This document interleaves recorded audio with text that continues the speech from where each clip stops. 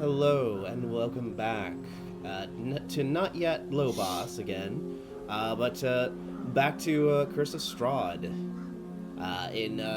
In good fashion, as always, we're taking one more lap for good luck this year, or more like just to clear up what we wanted to do this year. But yeah, this should be the I guess this year's finale of Strahd. And going out with a bang. Last week was a little bit short. You dealt with Strahd's security system and promptly handled that. That's basically all we did. Thankfully, with Emil guarding Burn and your Phantom Steed, because he's a Cavalier, you were able to get out there rather quickly, but without staying longer than needed. Yeah. You got a foreboding warning from Rahidon, Strahd's butler, saying that, yeah, he's not gonna fall for that trick twice. Understandable. Until I get modify memory. Yeah. Always watching with Asky. Always watching. Anyway, Always watch. thankfully, with Phantom Steed up, you guys were able to basically go across country within a day and make your way back to the tower. Listen, that spell is underrated as fuck. It really is. It's like, holy shit, like I want to make characters based on that spell now. Yeah, no, the best part about it is that even when it's going down, it still lingers for like the full minute. Yeah. Which is most of combats. Anyways. Sorry, chewing on ice. Crunch, crunch, crunch. Crunch, crunch, crunch. Crunch, Anyway. crunch, crunch, crunch, crunch, crunch, chew, chew, chew, chew, Yeah. chew, chew. Hopefully Wyatt will be with us in a bit. He's taking a shower. He's washing off the gunk from the con he was at last week. But you guys had arrived back at Lake Barovia towards the Van Richten's tower. Also, you dropped off Dr. Pepper's feather as tribute to that hag. We got a nasty smelling anti-lycanthropy perfume. Yep. For the sake of it, it gives whoever is sprayed with it basically the sanctuary spell. For I guess Against lycanthropes. against lycanthropes, yeah. Dr. Pepper has been attempting to study it. It's been rough on account of the fact that it just fucking reeks. He can't be near it. That's why he has his lovely assistant. For a given value of the word lovely. Yes. Imagining Beloved trying to do like delicate chemistry. Oh, she'll chemistry the shit out of this thing. Yeah, I'd say those two have a lot of chemistry. It's like, well, to make perfume, we need ambergris, which is from Wales. She's already sprinting towards the ocean to go like punch a whale. Oh my god. Captain That Ahab, actually does really sound like her. Captain Ahab's out there with his spear about to take a Yeah, shot, he got shit and on. she just like runs across the water like freaking Naruto, and Ahab just like, you know what? He's got this. Like She she just obviously wants suplexes it the more. whale, beaches the whale with a suplex out of the water. Anyway, during your time away, Johnny had been surveying the area. Luckily, the wolves had been keeping their distance. Esmeralda, excuse me, as Esmeralda, she has been training Irina, so she's gotten a little bit of a buff. Yeah, she can fight good. Yeah, she's a little Gooder. she's a little more tougher now. I'm actually pretty impressed because rapiers are usually more of a piercing weapon, but He's got a good cut going. Yeah. She likes her cut, G. He wants to go into like great sword training. She's tired of this flimsy shit. She just wants to like split a man in two. None of these pussy ass pointy sticks. I want to cut people's heads off. I mean, listen, Yeah, it enough would of this- work. Yeah, enough of this fucking. What is this? A fucking toothpick for giants? Give me the fuck you axe. Beloved, help a girl out. Girls' night. That's her great axe now. Girls' night. Girls' night. No, bachelorette Night. party. Bachelorette party. Bachelorette party. She needs to have some kind of trinket that's called, like, baby shower. Or like always a bridesmaid for Irina. Yeah. Oh, yeah, that's gonna be a sore point if anyone brings that up. Like, they're gonna Yeah. get the beloved death glare. That Fair. one. So we have to be sure. She we didn't use, want like, kids, but Farinor really wanted kids. So she was like, okay, fuck it. We'll open up an orphanage.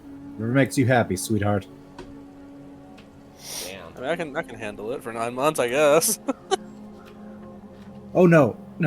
They were going to raise orphans. Oh right, sorry, you set that up. But yeah, you guys are safe within the tower. Mhm. You did look over. Burn did look over the weird door that's at the very top of the tower. Mhm. Apparently, it has shed a little bit of lore about the previous owner of this tower and how he presumably may have escaped. Good on him. However, it does little.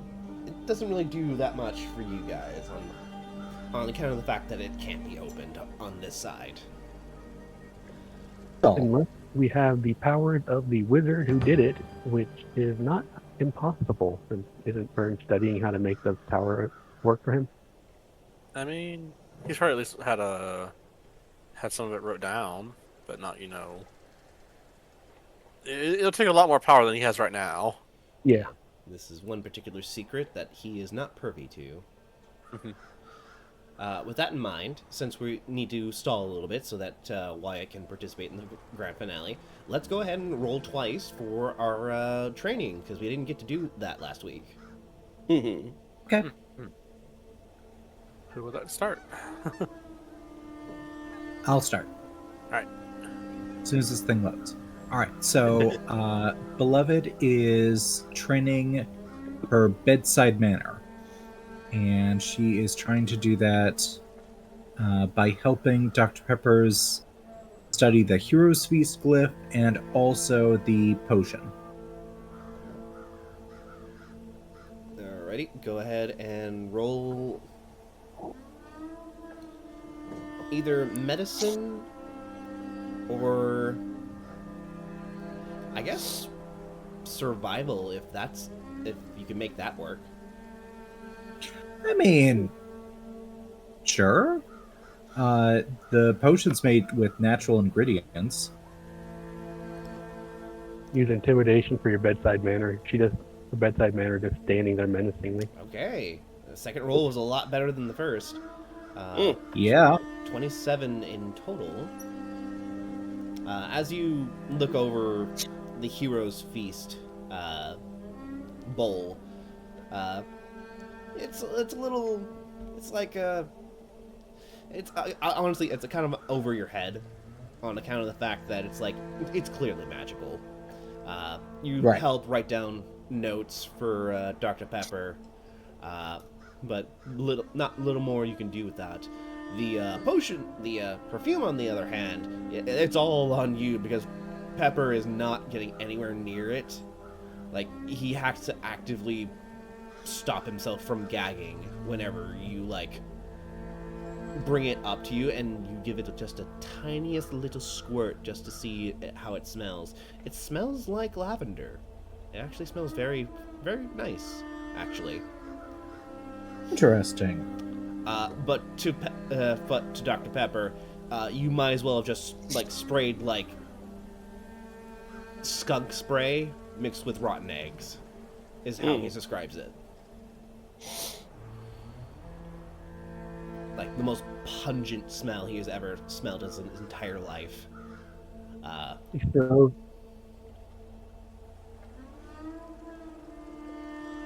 He smells the smelly smell of something that smells. Yes, Smelly. smelly. Also, your mic is probably off to the side again. Yeah, it was falling off. But yeah, after that, providing aid to Dr. Pepper as best you can, you feel like you're starting to get into a better motion. You're getting into more. You know how to provide aid without getting in the way, so to speak. Okay. All right, but that is all for Beloved's training. Who wants to go next? I will. I'm just trying to get a bonus feat skilled so I can have more skills to roll for. I think I was I just love rolling that beat. Oh yeah, it is really I good. love that beat. It is really good, yeah.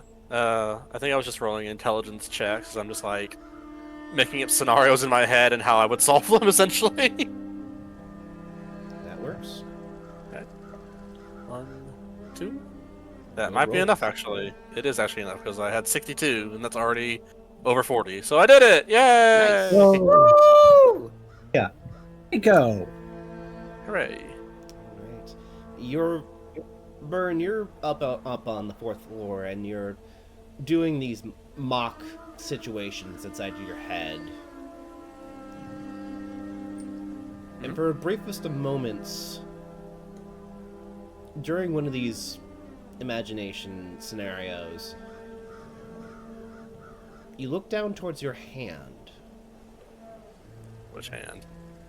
your left hand. Of course. Had to ask it though. And for the briefest moment, you realize something. While you were thinking about this one skill that you were, what skills particularly were you getting? I was training to get proficiency in perception, nature, and stealth. You look down as one scenario comes to completion, and your hand looks different. Almost for the briefest moment, you think it's someone else's hand. But then you look and it's yours. It's a little weird, but perhaps maybe you feel as though maybe you have siphoned off a little bit of skills from another person.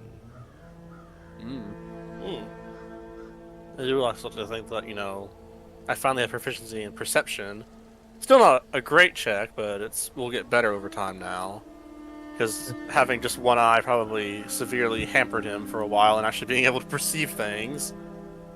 But he's getting better at, getting other tells, or, this extrasensory perception he has sometimes with being a divination wizard that's helping him in the present now. If that makes sense. Yeah.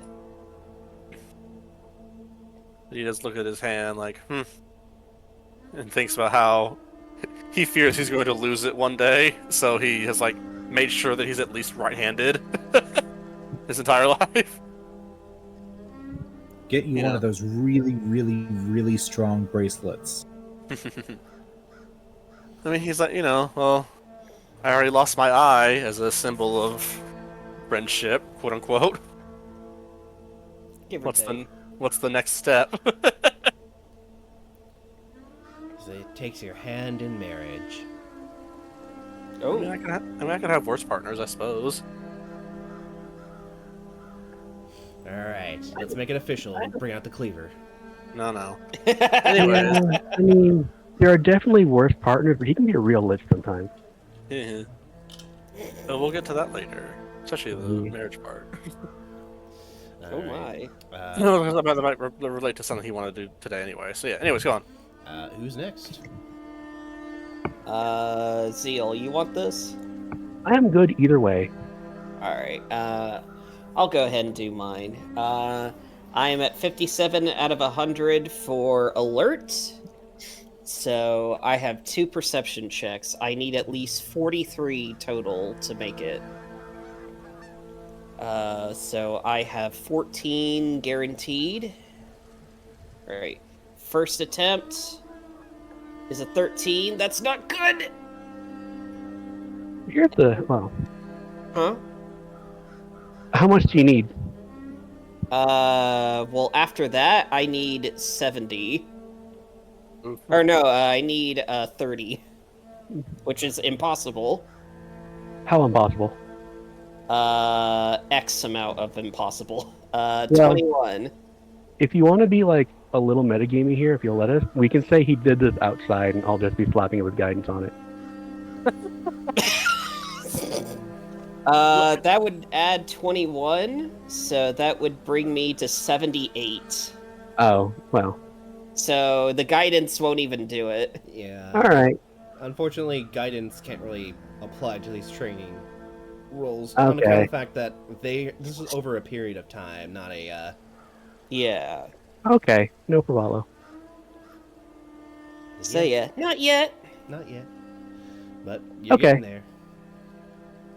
So I had originally said I was going to do skilled like Vern was doing, but considering the whole thing I'm working on is trying to get really, really good at investigate because the character's kind of built around trap scanning.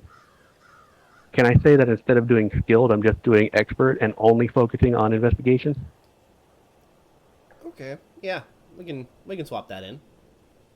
Okay. So, let's get my actual sheet open, which is what I thought I had already. And if I'm doing trap checks, can I take my advantage on doing these things?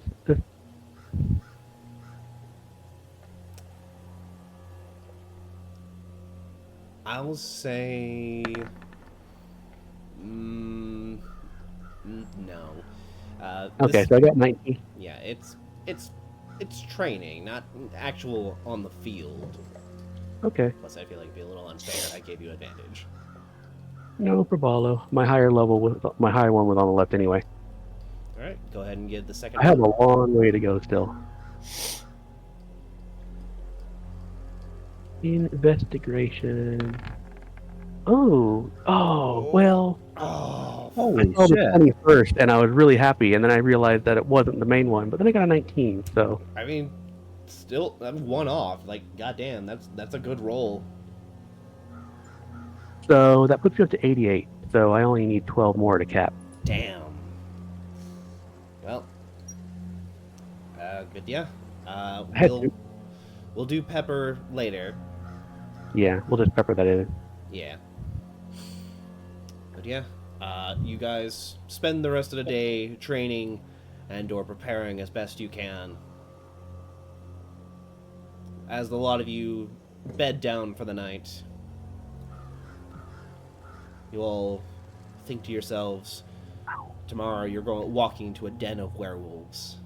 A severe threat, like no other, that you've faced so far. Mm-hmm.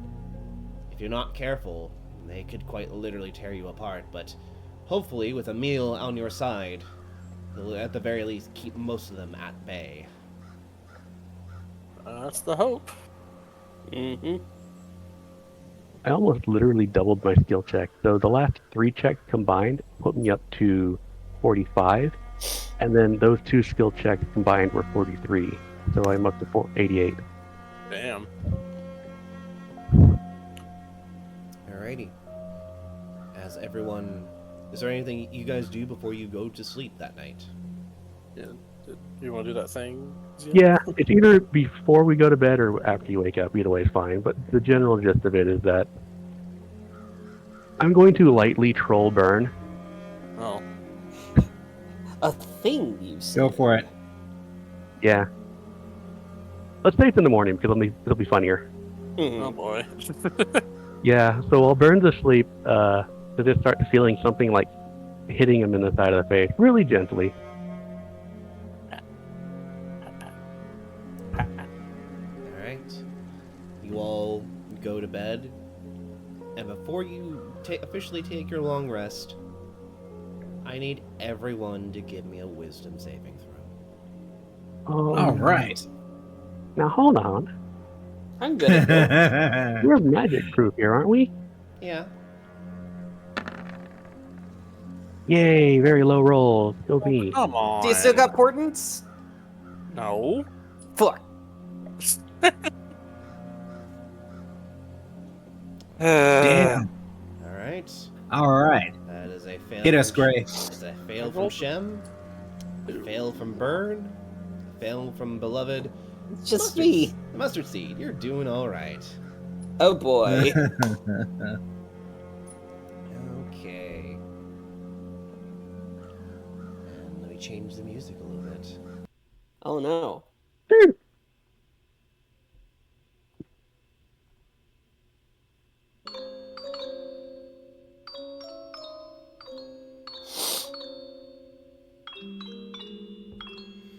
Let's start from the top. Oh no. Shem, as You're pulling at my heartstrings here.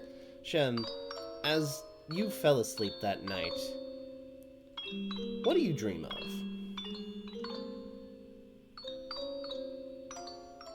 I'm not entirely sure what he would dream of because I think he doesn't think about a whole lot else other than his current mission.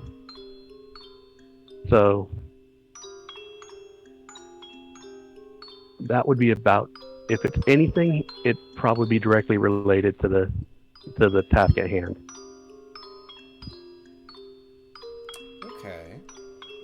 Dreaming.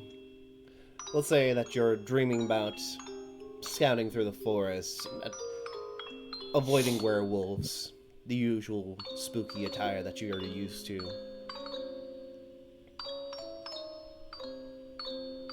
What is Shem's greatest fear?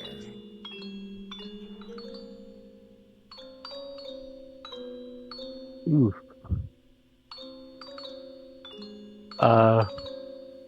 Risk of sounding too real, probably failure.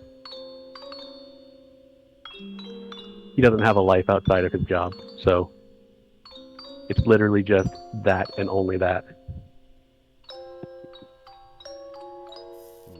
Interesting. Shem, as you're doing your best, you're scouting out the area, you're keeping to the shadows, you peer around a corner, and then you see it. The fight pit that Kirill had effectively constructed for the sake of their little sick Hunger Games bullshit. You see your party face down dead. Their bones scattered into a bloody pulp. You feel the shadows around you sinking in, the mist growing thicker. It's hard to breathe.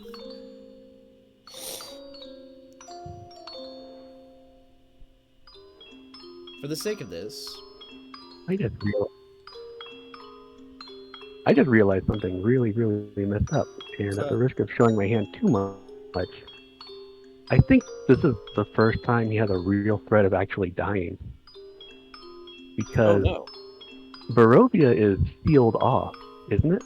it is. Like, souls that enter it can't leave even through death. Even through death.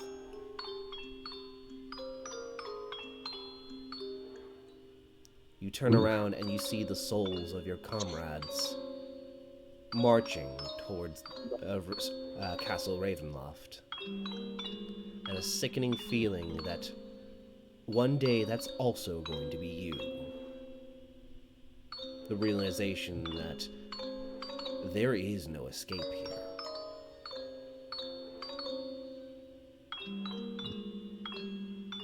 For the sake of this, you are not taking any damages, and you're still getting your long rest. Okay. We're gonna move on to the next one, though. Mustard seed. Oh. This is just a psych out. It's just psych out. We'll see. Mm-hmm. What do you dream of, Mustard Seed? I would say that Mustard Seed sort of like dreams about an early childhood memory of his. He dreams about he basically dreams about what is that Jesse, help me out with this one. What's that specific fae that like transforms people into shrubbery? From So like many. from 14. Well, I'm assuming it's based on like actual like faeness, but yeah. I mean, just pixies and stuff like that would do that. Yeah, I suppose, yeah, like I imagine like an elder pixie taking much joy in the usual Fey bullshit to someone who was brought to the Feywilds by complete accident and is just being fucked with. And after they have been, you know, basically sentenced to a fate worse than death, Mustard Seed, in a very much more innocent voice, just sort of like asks, "Why did you do that?" And the response that he get is pretty much a shrug of It's just, fun. I don't know, it's just fun. And that kind of stuck with him for a while, that there's something innately wrong with the Fae. Something biological, maybe, perhaps. And it's a big sticking point with him.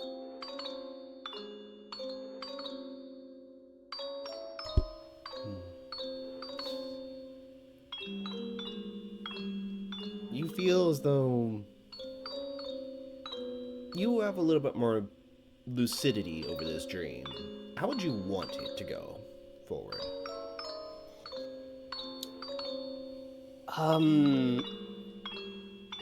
Well, if he ever got his way back then, he would have gotten a proper answer as to why the Fae are like this. Because the non-answer he got suggested that there is something wrong with the Fae, something sinister, and like the fact that he doesn't feel this urge suggests that there's something different about him. And you know him now, he's very much sort of like of the opinion that Fae are almost kind of like feral creatures, but with just enough sentience to talk and be charming. But if he had gotten a proper answer, maybe things would be so much more different. You do hear the elder speak up and say, I suppose if I were to give a proper answer, I was bored. We Fey beings, we live for so long. We have our own rules, we have our own sticks. A mortal stumbling into our realm is either cursed by the fates or simply destined to fall to us. And them not being smart enough to see through our own game is, well, that's on them. I'm certain there are plenty who would have done differently, but I was feeling rather vindictive tonight. And Mustard Seed, you remember this old bitch. They were always. There was no other option. That poor sap that was turned into a shrub. He was never going to leave the Fey Wilds. He was never going to see the light of day. This old bastard just got bored. Because this is a dream and it's a very lucid dream and whatnot, Mustard Seed, without realizing it, is taking creative liberties as he sort of like metamorphizes from being, you know, the young, innocent Harangon he usually is to his modern day self. And without a word or even expression on his face, he just like very quickly draws his bow and shoots this guy. Like, dead eye in the forehead. A gurgle escapes this old turnip's mouth, stumbles over backwards in sheer pain and shock. They look at you. I do it again. Once again, they fall backwards. More of this pustule stuff begins to spill out from their head. It's agony. You can see the agony and pain in their eyes. I do it again. And again and again. Let a fish describe it for you. Kill him further. I'm helping. And again and again. And you can see the question on his face. Why? And you can't help but smile. I just give him a shrug. I give him a non-answer in return, pretty much. A fitting death for that old bastard. Part of you knows this is a dream. Part of you knows that odds are you might not ever even see that old turnip head bastard ever again. But boy, does it feel nice to dream about it. You go to sleep with a smile on your face. And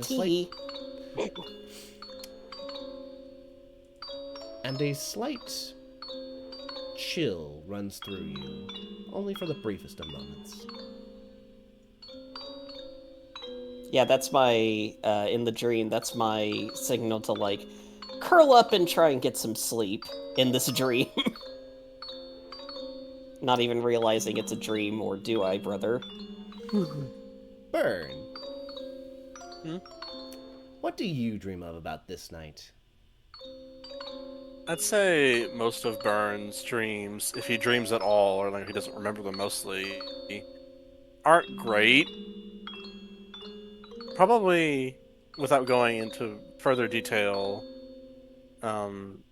he dreams about when he was younger and riding in like a carriage with his insufferable parents, being dragged from place to place in the hopes that this will be the right one. And over time, he learned to just block out everything. So you can't even hear his parents arguing with each other, arguing with the servants at home. He spends most of his time in his room or in their pathetic library, just drowning out everything. He doesn't like to remember back then. As you drift from place to place, slowly but surely, you begin to notice something. Eyes. Eyes hidden behind corners, hidden between pages, behind, ever so gently out of sight. You feel them watching you, always. A judgmental stare. The pity. The animosity. The judgment. A creeping feeling snaking up your back and clutching around your throat, making it difficult for you to breathe.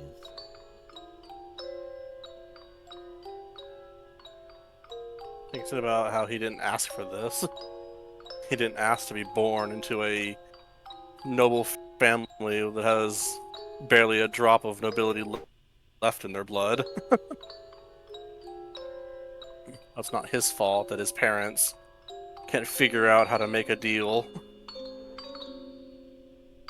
How it's not his fault that the only being he's ever befriended in his life probably only did so out of, like, curiosity. Burn, give me one more wisdom saving throw. So he feels alone most days. Alright, let me try and save again. Where is it? There it is. Nope.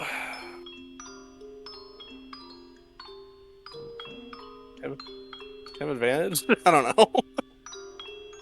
Let's see. Just cuz. Let's see. Let's see. How big is... What is your wisdom modifier? My modifier Yes. is +2. Okay. Bump, for the sake of this, let's see. That means I need to add 3 to this, so... That does make it an 11. Alright. Because it's not using your wisdom this time. Oh.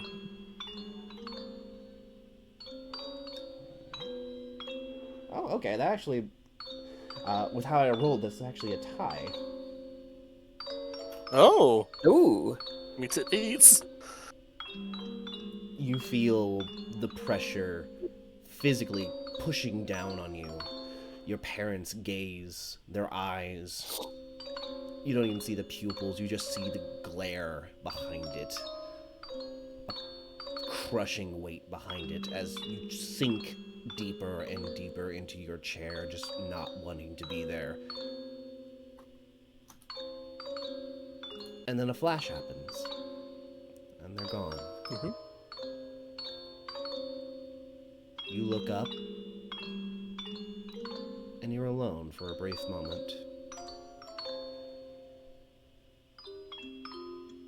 He's able to take a deep breath and calm himself.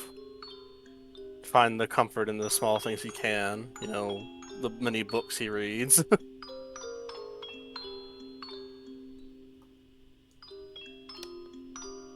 Burn, I would like you to give me one final wisdom saving throw. Okay, come on. This I rolled a time- 2 and a 3. With advantage, because you're not being attacked now. There we go. 2-0. Okay, 20. Your library at home, did it have a window? Oh yeah. Probably probably viewed out into like a pathetic garden that like has maybe like one topiary that's like been constantly over trimmed, like barely any flowers, and a fountain that doesn't work. But it's still like a lot of his home is like remnants of when they had money and when they could pay staff to like keep it more maintained. Yeah, the mangled rose bush that's off in the corner that just has been left to die and despair under its own weight. You look down, and for a brief shock of panic, you see a familiar face. Huh. You see a rather gaunt-looking vampire looking absolutely pissed right now. Like The he's in my mist- book. Like he's he's outside in the garden, the mist swirling around your house, but he can't get in. Someone shunted him out. He's like looking directly at me. Oh yes. When I get up and go to the window, is he like right at the window? In the garden, like you're peering down at him, Oh. like Michael Myers. I just lock eyes. Yeah, Michael Myers. Oh, yeah. Style. But instead of it being creepy, he's just angry. Yeah. Well, I look down at him. Just like blink my, one eye. Grab the edge of the curtain and say, I have enough dark forces backing me. But I just shut the curtain. You bitch.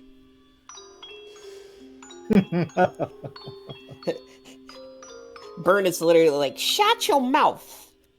Sorry, I already have a BFF. For the I already duration- have a man that treats me right. As you close the curtains and shadows begin to fill the room, the single candlelight that you were reading by illuminates what's left of the room.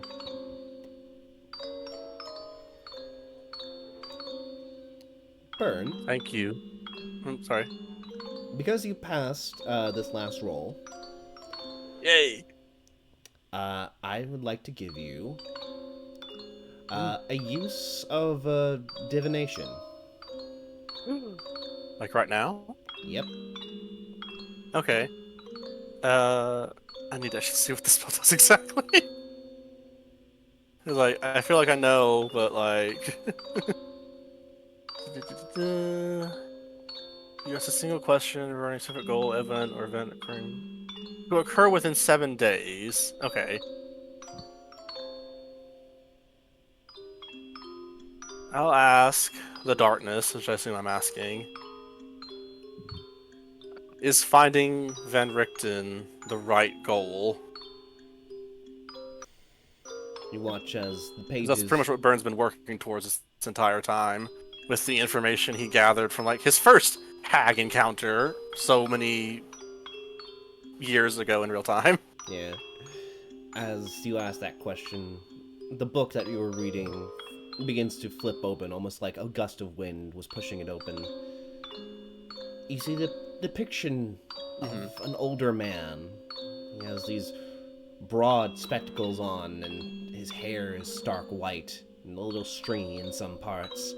He walks with a cane and a holy symbol in the other hand. He has a hood up, hiding from a force that you cannot see, but you know, have a familiar feel to.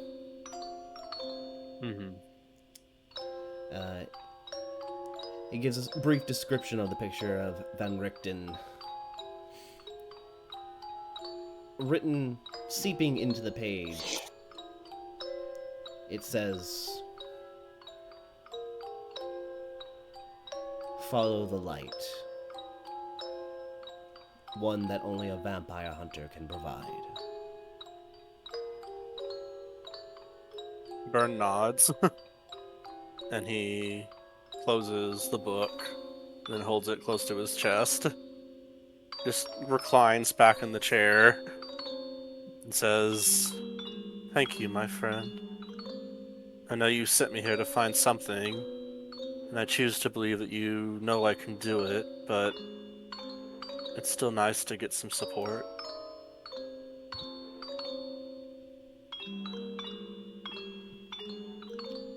He'll just block out any other noise. Just enjoy the quiet for once. You listen to the quiet swirling of wind outside your house.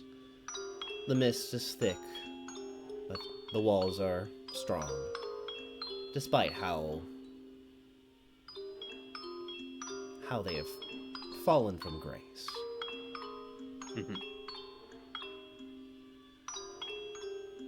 Now, beloved. That's We also why have a it's- Wyatt here too. Hello, Wyatt. Hello. Hey, Wyatt. Wyatt. Hey. Thank you. Hey. How you feeling? A little better after the shower. That's good. That's good. We just been going through dreams at the moment. In which case, when you get in, go ahead and roll me a wisdom saving throw. All right. Also, probably a couple of medicine checks. Ooh. For No, the it's training. for research. Oh. Let's see, medicine, and wisdom saving. Constitution, wisdom. Perfect. All right. Yay. We'll get to your wisdom save in just a bit. Beloved. Okay, well, it probably shouldn't surprise anyone that Beloved often dreams of that night. Oh, yeah. But it's gotten to the point over the years that she doesn't dream of the event anymore. She just dreams of walking down the aisle. And usually it's just her, just walking slowly because she doesn't want to get to where she's going because she knows what will happen. But recently, Dr. Peppers has been walking next to her in her dream, and Aw. he's just kind of been chatting, and she can't understand him most of the time, but it's nice to have company. His presence is calming. Well, unfortunately, Is it like this time is it like around. Dr. Pepper's is like sorry, I didn't mean to interrupt you. I was just asking, is it like Dr. Pepper's is walking her down the aisle? A little bit, or they're going on a walk together, and it all just kind of blurs together. Friendship, it's so powerful through the darkness. Unfortunately, you're Is. alone on this walk. Oh. Your dress, it feels heavier than normal. You look down and it's soaked in blood. And unlike the usual, like you've grown accustomed, the long, endless walkway up to your beloved husband to be. You simply, Oh my god, it's not your name. you're at the end of the aisle. Who is the aficionado to your wedding, beloved? He was the ranger of their group. It was just her and the other members of the party, and they decided to get married like as soon as their adventure was over, and they weren't prepared for what happened next. So it was the Verwerfen, like the Deep Gnome Ranger, who was the officiator. Deep gnomes are cool. Yeah. Yes, you still remember his current state. How did he die? He was blasted by eldritch fire. So as he's standing there, a good chunk of the right half of his face and the upper part of his shoulder and the right part of his neck are just missing, and it's just smoldering magical flames and cursed smoke coming out of the hole. His remains are standing, almost as if still partly giving his speech. He looks to you, beloved, and says, "Hey there, big girl. Been a while."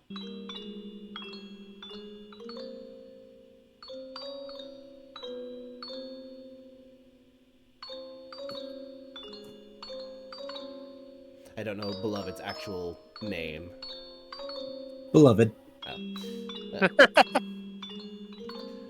He is going to say, "Well, beloved, been a while since we've seen each other. How's it going?" I miss you. I know. At least I know you're not lonely after, you replaced us.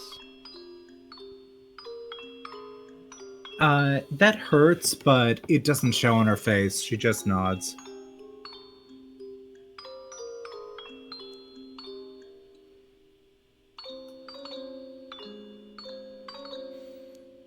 How have you been? Oh, fucking dead. Missing part of my face and shoulder.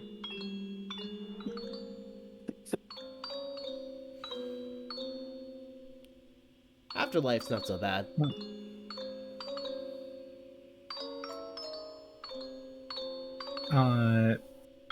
She kind of looks around, like looking for the others, but they're not there. And she says, "Sorry, I tried to bury you the way I thought you wanted, but I didn't know deep gnome burial methods." Nah, I mean, it's not so bad. You did the best you could. In reality, we normally get buried down in the Mycadon forest, so normally so that, our remains can actually go to, back to the ecosystem. That definitely didn't happen. Yeah. I imagine there wasn't that much left. He kind of motions towards his shoulder. No, not much left at all. Of anything, really. By the time I was done with the assassins, there was more on them on my mace than there was on the floor. Damn. Yeah.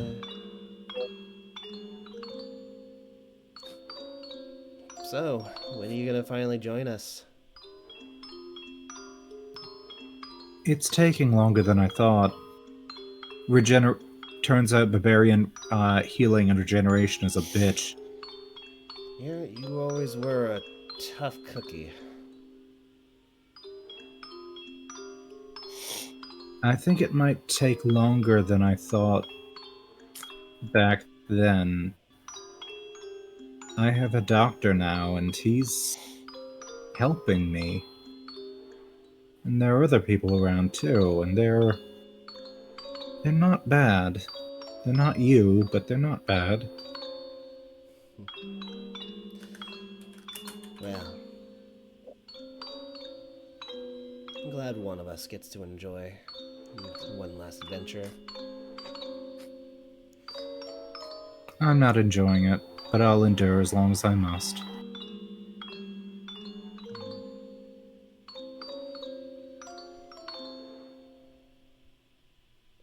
There's a quiet calm that washes over you that as the two of you stand there, waiting for your husband to eventually arrive. But a pain in your gut reminds you that's not happening. Yep. You're never going to see him again.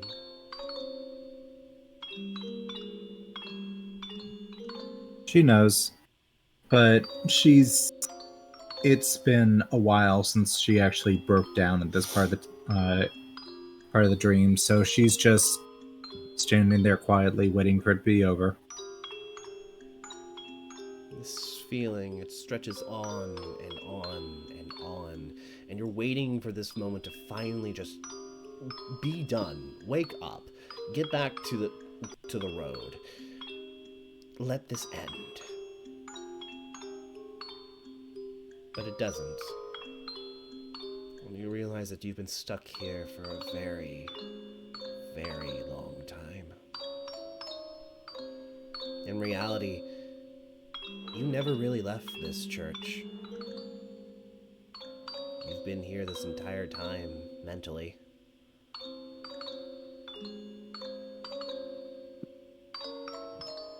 But then you hear the clicking of shoes behind you.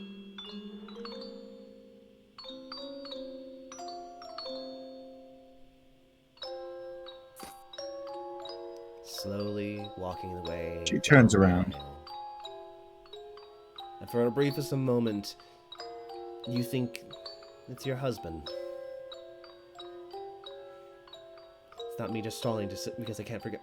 I keep fucking forgetting names. Fuck. Theranar. Theranar.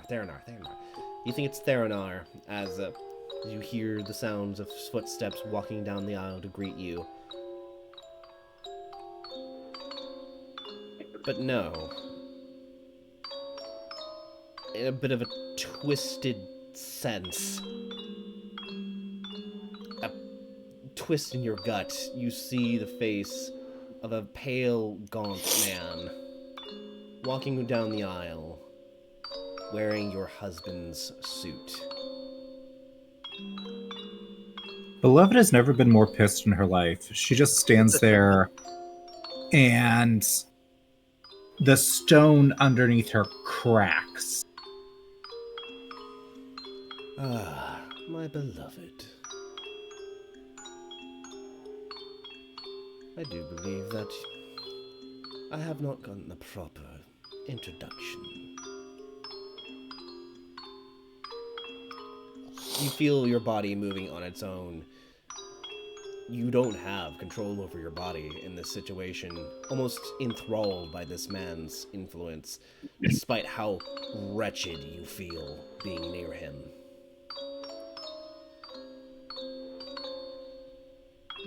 It's come to my attention that you are keeping my beloved away from me. And I figured if I cannot have my Tatiana, well, second best is always alright. And for the briefest moment, you see his hand reach to cup your cheek, and every hair on your body standing on end, ready to bristle. Give me one last wisdom saving throw with advantage, because I imagine you're raging. Oh my god, yes. When you say her hairs are standing on edge, I mean, the hair on her head is literally floating because Oh. she's so fucking pissed. I'll take that 20. You heard it here, folks. You heard it here, folks. Strahd likes him big and chunky. He likes And- some strong and women. redheaded. He likes the strong redheads. Oh yeah. Redhead, yeah. Mm-hmm. Beloved. I know you're making an. Oh, yeah. Oh, I was about to say, I know you're making a Madagascar joke, but I really want to reference Cowboy Bebop, where he's like, I like the kind of woman that can kick my ass. Oh god, yes. Yeah. Beloved. Yes, live action cowboy. Because you beat the DC of 18, how do you break free of this dream? She punches him in the fucking face.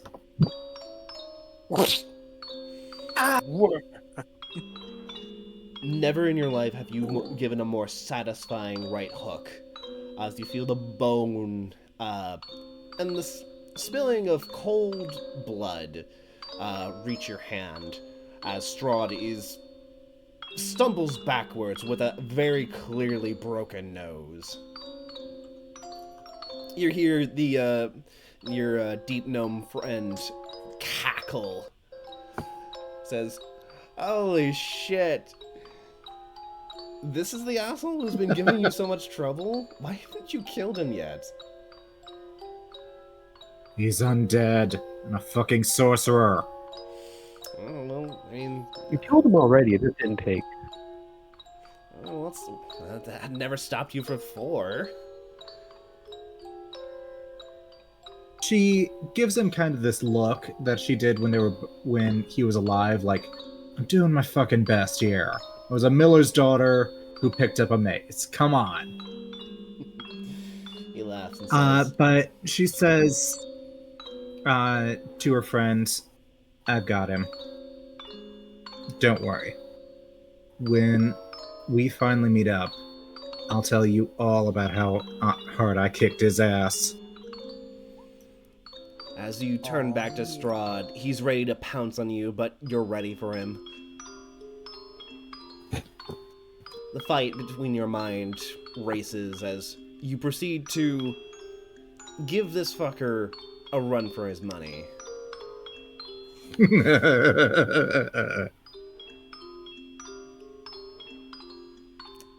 We're now gonna swap over to Dr. Pepper.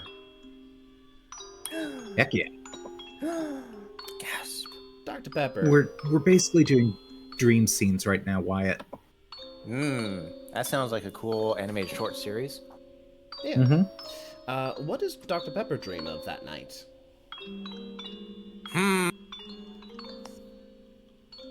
Well,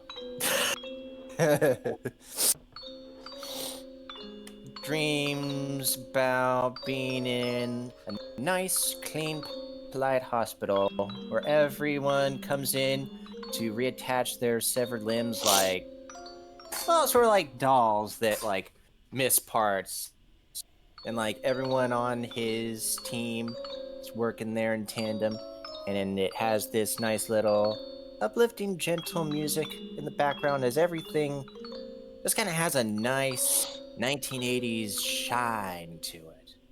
That nice hazy glow. And everyone dabs after a successful surgery, which is all of them. God, you're describing paradise. Yeah. It's gotta, And if it's it not- was, if Yes, it were to describe as a feeling, it would be woohoo. Oh yeah. As the music's playing, it's nice and cheerful. Everything is in order. Everything is running smoothly.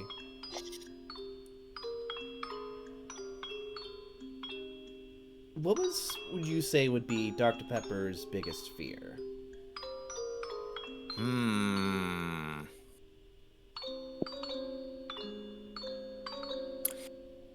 Well, basically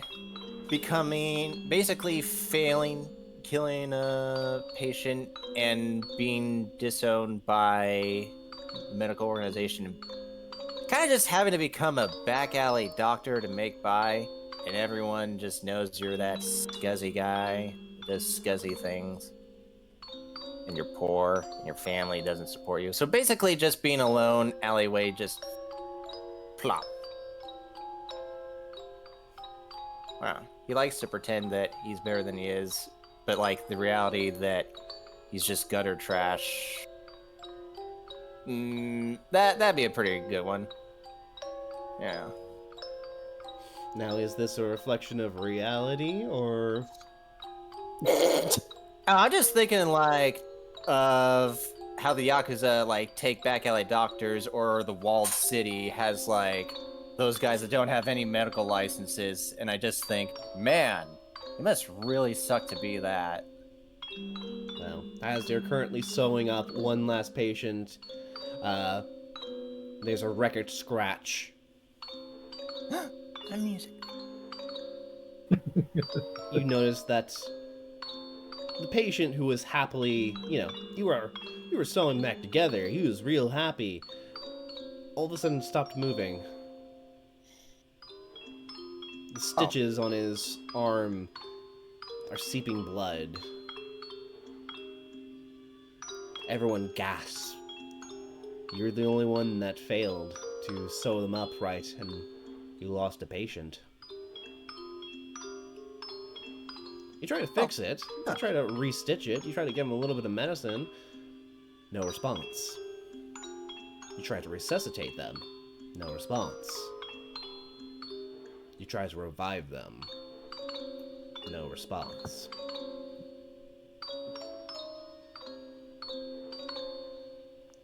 There's a sickening silence that echoes around you as everyone watches you flounder, trying to revive this one patient.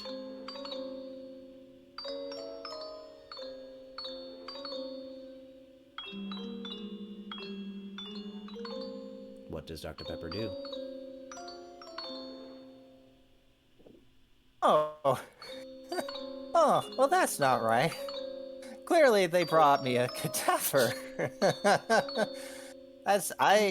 Oh, what a funny mix-up. We should put this away in the donation bin or incinerator. That's not right. No. You begin to look around, and all the spick and spam and almost cartoonish level of attire begins to fade away. These are not patients that are happily showing up to have their limbs reattached. These are soldiers who had their limbs blown off from a war going on next door. They're screaming in agony, and doctors are rushing and trying their best to revive and save what they can. The happy hospital that you were in is no longer there, but this is indeed a war zone, a war clinic. And next to you, you see the countless bodies that you have failed to provide excellent service to. It's the biggest out of all the other doctors.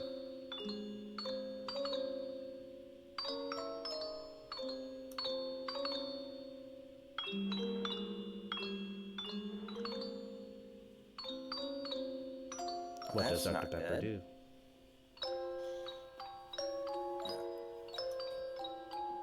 He quickly puts an X on the patient's forehead, puts a shroud over it, and starts walking away quicker and quicker until he's running out of the building, not really thinking, and possibly in direct fire of the bombardment, just because he wants to get out of there, just because the smell is really bad and the flowers in his mask aren't cutting it. As you walk out into a city. The streets are littered with filth and disgusting wretch. There are corpses just piled around near houses.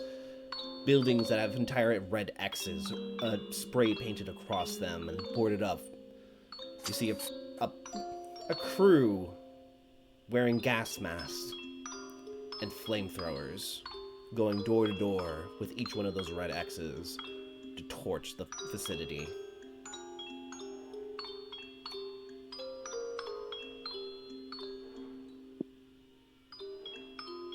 What does Dr. Pepper do? Imagine he tries to... Where's there left to run? I guess he would try and run into some place that's dark to try and muffle things, or maybe there's got to be somewhere to go. There's got to be, like, someone... Is there anyone that is injured that does need help? Maybe if he's just helping someone, they won't notice the failure he did because he was just so busy helping them. There's no one. You run into a dark alleyway, hiding from your failure, hiding away from the gore and the decay. The smell of burning flesh seeps past your flowers and into your beak as you look up and you see ravens and crows looking down towards all the tasty flesh that's been left out for them to eat.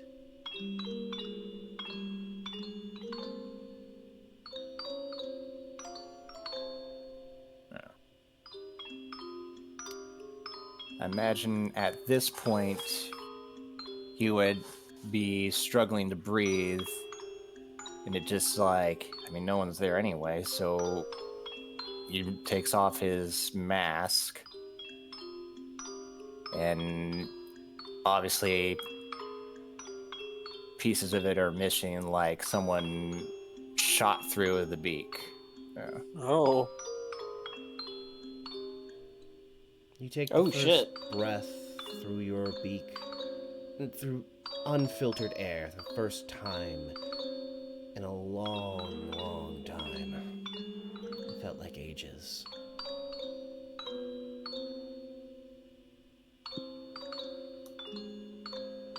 Dr. Pepper, give me one more wisdom saving throw.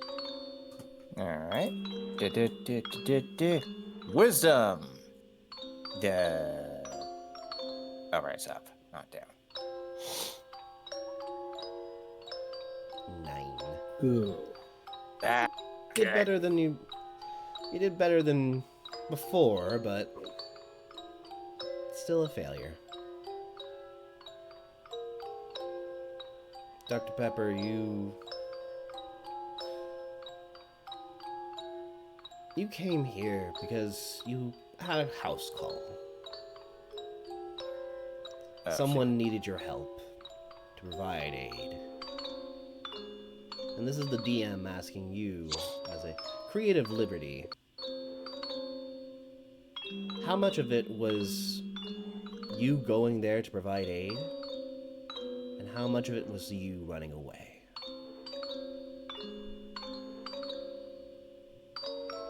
It was mostly running away.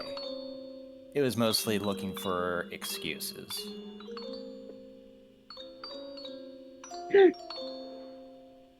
And who was the person that you failed the most during your active stay as a doctor within the town?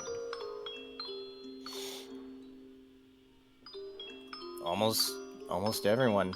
There wasn't anything to clean the wounds, so it didn't matter how much you just stitched it up or tried to use water. It was polluted, so everything just kept rotting. And the house call was it was the worst one somehow. Everyone just kept rotting. Yeah. You remember one particular face. As you sit there in that alleyway, you see a body bag that's been left off into the alley, but it's ripped. much like most of the other bogs. You see the face of one of many failed patients staring at you.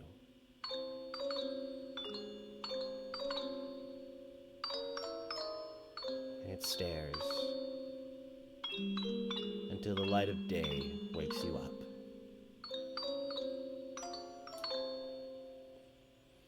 Alright. Everyone who has failed their wisdom saving throws, you just receive a bad nightmare. Ah! However, Burn, because you rolled high Yes. enough, you are aware that that someone was tampering with your dreams, for certain. Yeah. And it managed to penetrate the power's defenses too. Right? So, dream magic does not necessarily get affected with the tower itself. Gotcha. It's more like a metaphysical dream plane. Exactly. Fair The tower enough.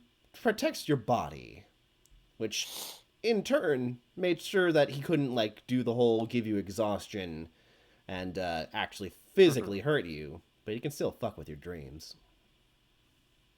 Yeah. You all wake up, some worse than others. Mustard Seed, you slept great. You're great. You had a wonderful dream. Yeah, I like get up, let out a very exaggerated, blissful yawn, like very uncharacteristically in a good mood. Get up and click your heels. It's gonna be a bright sunny day. Jesse. Yeah.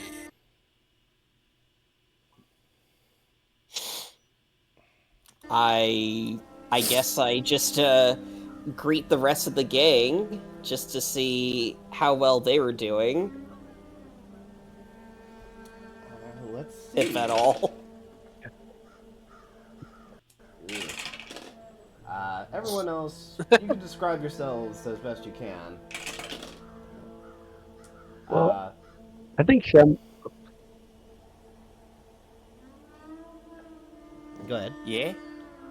Oh, I was saying I think Shem would have been up extra early, kind of being a little bit more moody than usual. And in fact, he would have been hanging around Burn's room, waiting for him to wake up, and in fact was probably like pelting him in the face with these little like seeds that he had on hand. He druid crafted a bunch of them outside, put them in like a little bindle, and climbed up to a high shelf just for the drama of it all because he had a lot of extra time to kill.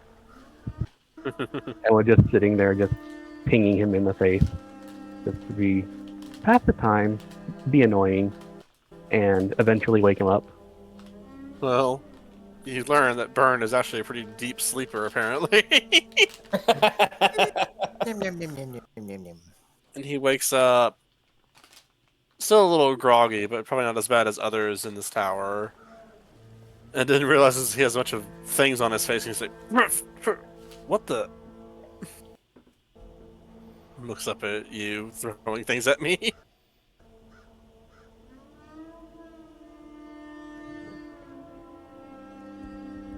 And I started just doing it out of spite. I see. Any particular reason? Maybe. So, I don't have a nice. Wait. Everything I do here is dependent on you, clowns. So, my success is your success.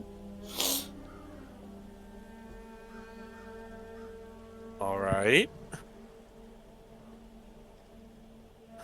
And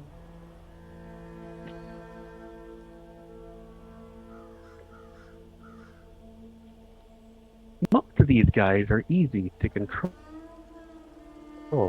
but I Like know what? you think to. If you string, set them loose, and then sit back and watch the action. I can't do that with you, and that's annoying. And as I said, like it or not, my success hinges on you guys. So let's talk about something for a moment. We were having a little conversation with the Watcher lady yesterday, and you were a little agitated. All What's up right. with that? I assume you mean the part about her talking about being a mother or something? That sounds right. Well, not everyone has the best relationship with their parents. Right. So, I mean, I know probably my case is hopefully the minority, but I do not believe in unwavering love for one's child. Okay. What do you want to know exactly? I don't know. That's the annoying part. Think of it this way. I originally had thought of you guys as coworkers at best, and I think I need to be involved in US people in order to make this work. That is traditionally how relationships work. That's way above my pay grade. But for the sake of argument, let's pretend that I know how to be a friend. What is Why is it so bad if your parents suck? I mean, I don't really have any, so I can't say better or worse. It's just sort of like, do they really define you?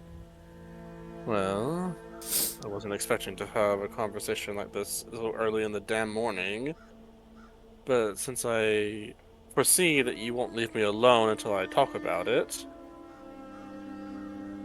I said so before.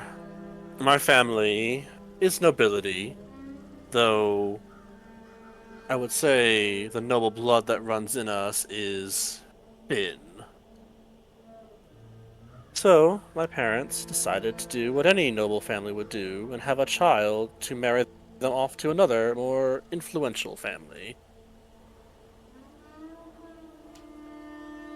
The problem being, again, our noble title is practically worthless, so they never really had much in the way of bargaining power. They sadly didn't seem to notice this. And it didn't matter how many potential meetups and how many potential partners I may have actually matched with. My parents always asked for far too much, and the other party would refuse. And even after days of meeting my potential spouse and connecting with them, I'd be ripped away and be forced to hear them bicker and argue about how I was not good enough to be married off quickly as they wanted. So we would go back home to a decaying manor where I couldn't even earn the pity of servants who barely got paid and were forced to wait on my parents hand and foot. And so that was my life from when I was old enough to be married off until about a year or two ago. Did you ever care about any of these potential partners? I did, at the beginning. There were quite a few I wouldn't have minded spending the rest of my life with, or at least enough time to get away from my family. But as it kept going on, it got harder and harder to try and form any connections because I knew it was never going to work out. So Oh, I spent most of my time alone. Again, I couldn't even get the servants to take pity or befriend me because they never had time to do so. I never really had any friends growing up, except one, technically. Interesting. Would you be interested in telling me about this friend? Well, see, he's like kind of antsy, like twitching his fingers around like his spell book and stuff like that. I met him late one night, and I thought I was dreaming. But we spoke throughout the night, and I learned that he was scouting, as he put it, looking for information. But he came back the next night, and we chatted again and again. And then one night he said he had to leave, and me, being not quite a man yet, but not quite a child anymore, just accepted this as another part of my miserable life. But then the next night came, and he showed up again. Only this time, it was all of him. I learned that only part of him was out looking for secrets and information. And he was curious to meet the one who had spoken with this part of him for so long. It was terrifying at first, but I came to understand that we had some mutual interests. It was he who convinced me to try and study to become a wizard, and it also made my parents believe that I could use that scholarly aspect to be more marketable.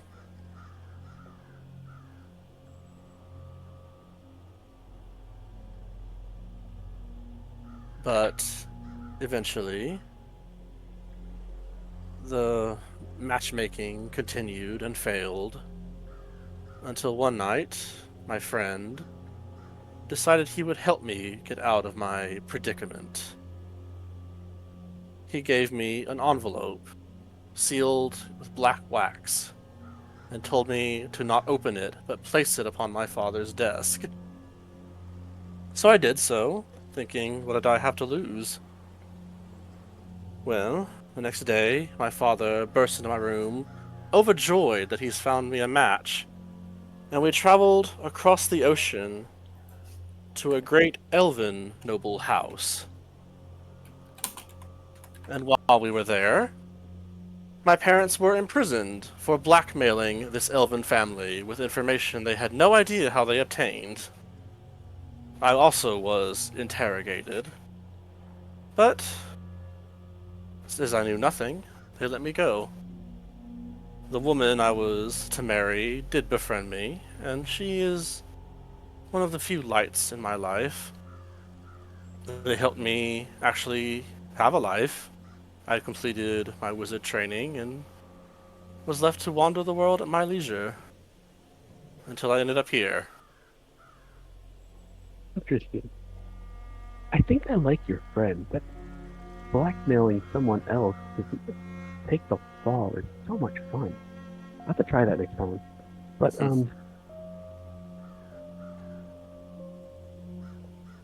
like, is it weird to say that I kind of understand where you're coming from? I suppose.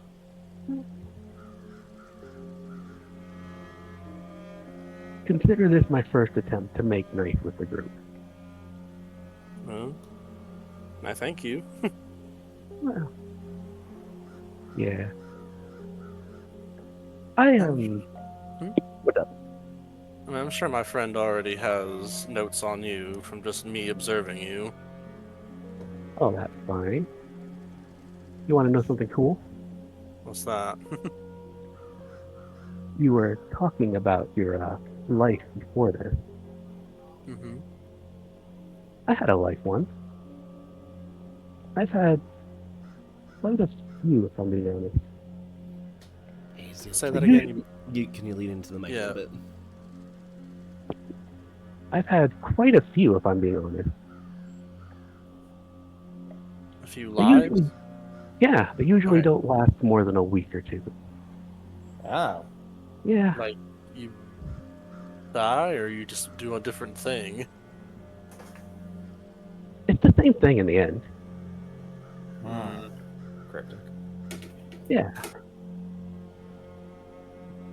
Being alive is very temporary, so I usually don't try and think too hard about it.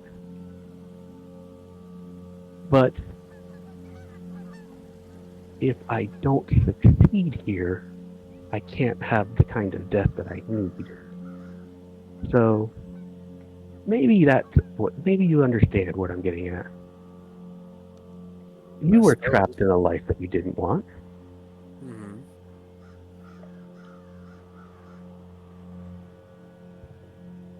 Yes.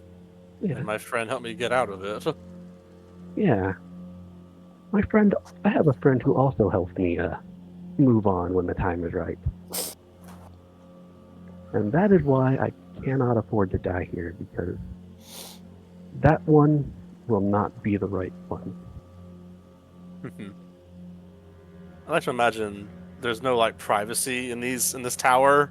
Oh Probably yeah, not. I'm sure if the Yeah. DM will allow it, Mustard Seed is listening in. Yeah, I mean, I'm sure like everyone's listened in somewhat. I mean, yeah, these rooms aren't exactly private. Yeah, so Burn's not shy to share this, but it sounds unbelievable, honestly. But go on. Well, I don't really care too much what you believe or not. Just, I figured you shared something that was important. I could do the same. That's how trust is built, right? And Burn just nods. I'm much better at abusing trust than earning it, so that's where I'm standing now. All right then. Well, sounds good to have an actual companion, I suppose. Don't take it the wrong way.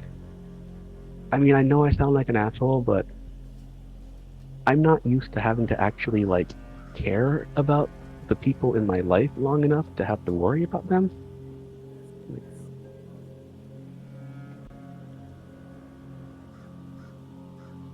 If it makes you feel better, I'd feel bad if you died. Especially here. Death here sucks. I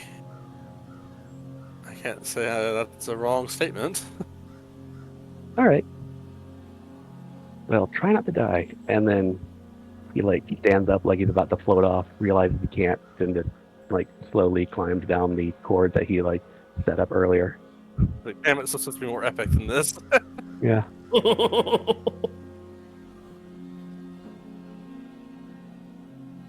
All right. Yeah. Eventually, Burn just everyone gets starts getting out of bed, rolling out of bed. Some better than others. Uh, Irina had a terrible night. She had a very bad nightmare. Sorcerers don't have Aw. wind saves. Anybody want to take care of her? I'll do it. If you guys don't. Have at it. Mm, If you're interested, have fun. we can all help her, but yeah, go ahead first. I imagine I passed by her room, sort of like in happenstance. Yeah, she's Well, hand, here I thought everybody had a good night. no, she's sitting in bed, hands in her face, looking like. You ever seen those like posts of like white girl wasted? Their hair is a mess. They're looking over like a toilet bowl or something like that. Yeah. Here, And it's oh, here's your precious princess. it's a very much a fucking kill me please kind of attitude. Shall I give you a moment? Or would you like to discuss things? I really don't want to discuss things. Thank you. She picks herself up, wipes her face. Yeah, steel wool. I need steel wool. I'm sorry, what? Steel wool. Steel wool. Steel wool. Brillo pad. I The thing you apologize. use- Sorry. Mhm. The thing you use for like scrub dishes. Okay. Should be some pantry in this tower. Yeah, she Shouldn't slides be hard to down. find. She slides down the central elevator, goes to the kitchen area, grabs what effectively is like a bushel of steel wool used to clean the pans, and she says, "I'm gonna go to the lake." You'll watch out from the window or the holes inside the towers. She is rigorously scraping like her face, her neck with the steel wool, like trying to basically scrape the outer layer of her skin off. Gross. I'm not sure I understand what you're doing. As I sort of like approach. I just feel really fucking dirty. Insight check. Go ahead. I know what it is, but I gotta see if Mustard Seed knows. Huh. Okay, so he is emotionally intelligent. She is visibly disgusted with her, apparently a dream that happened last night. One that she is very not keen on talking about. You can parse together how it probably went. Hmm. You know, Irina, right? Not Tatiana. Irina. Yeah, this is Irina. You know, Irina, I may have gotten on the, I wouldn't say wrong foot, but wrong intentions when I became part of this group at the start, but if you will not talk about this, then at the very least, I would like to let you know that whatever it is that you're feeling right now, I'm sure there's plenty of people here in this group that would help you in whatever way that you need. And if it's what I'm assuming it is, then that would include me as well. Thank you, Mustard Seed.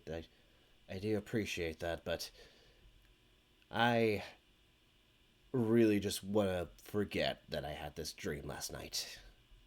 Well, at the very least, don't strip yourself bare with a rag in the process. I just feel really, really dirty.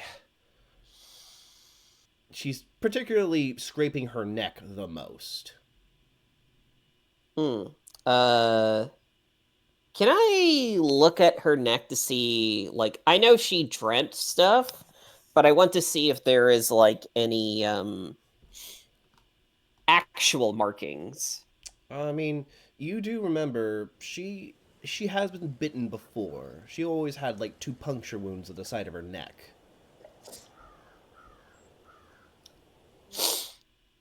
It's long since healed, if not a little bit red from her scraping at it.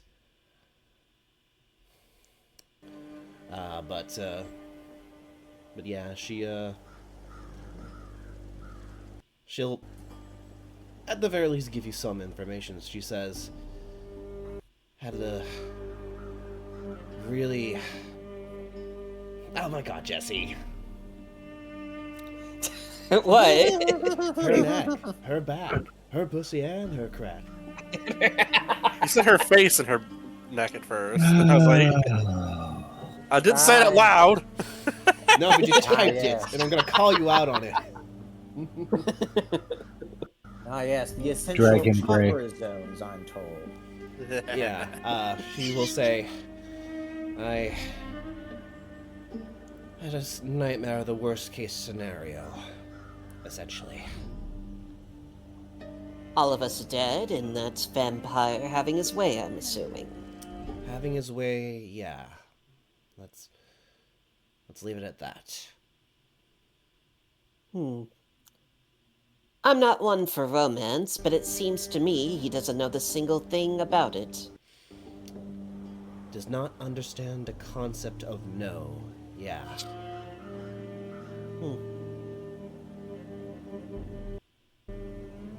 Well, in any case, if I may make a suggestion, I'm not sure whatever feeling you're feeling is something that you can wash away, but maybe you can eat away.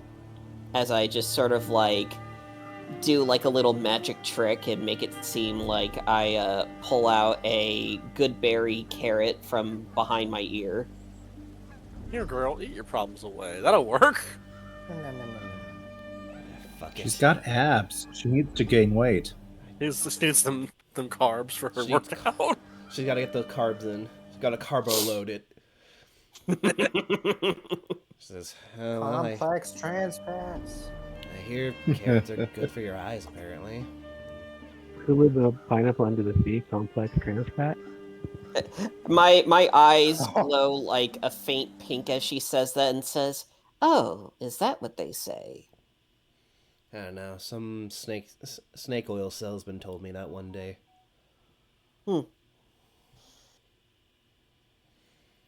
What?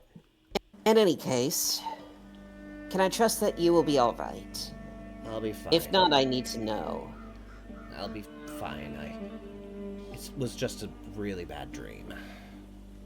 And you are sure of this?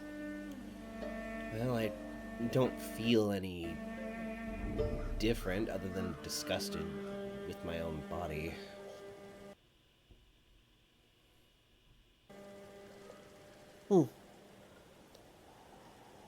Unfortunately, I cannot bring myself to relate, but what I can relate with is a shared animosity, so to speak.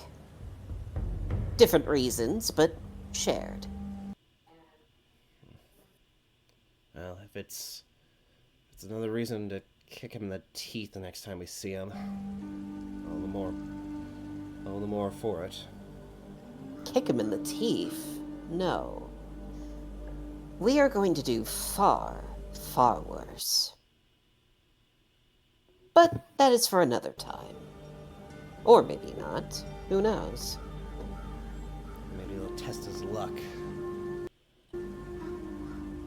Give us another shot to twist his dick off. Well, he's already testing something. Our patience. But talking about it won't bring his rightfully justified demise any sooner, so I'll go ahead and get myself ready for a contest between werewolf and unstoppable force in a bridal dress. Yes, Alright. yes. Yeah, beloved, you're still riding on the high of you getting into a fucking cage match with Strahd. Oh god, yes. You straight up use one of the pews to just, give him the chair with one sequence. That's what she did in our first encounter with him. Remember?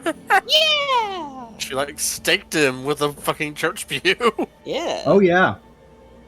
God, that flight was satisfying. So she's the team DPS. I will say that she's going to do another medicine check because she notices that Dr. Pepper's is feeling slightly worse. Yeah. He got all hot and bothered and is currently It's cold outside, right? It's chilly. All right, then he's pressing himself up against the glass window. Aw. Which, yes, does look weird without context.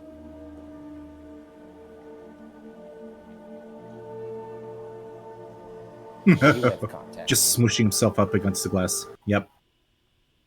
Just doing Why the do I bird suddenly thing where crave they... lasagna? What? Oh, I said, why do I suddenly crave lasagna? I was thinking of the Garfield things that were everywhere several years ago. Oh yeah, the suction cup hands. Oh, yeah. I remember those. All right, great. What was yours? I was just doing the bird thing where you like the beak's up against the glass and their tongue kind of tap tap tap tap tap tap tap against it. Tap, tap, tap, tap, tap. But yeah, beloved, you can tell that Dr. Pepper may be a little distraught from last night. Apparently, it doesn't take a lot to realize a lot of people were having some bad dreams last night.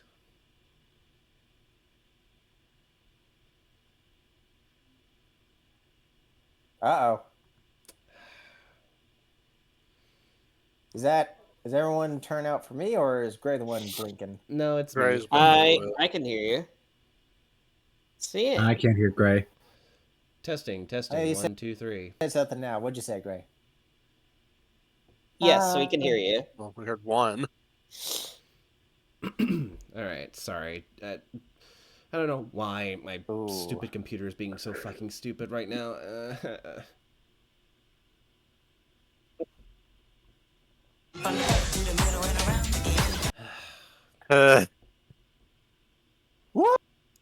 Test. Oh, boy!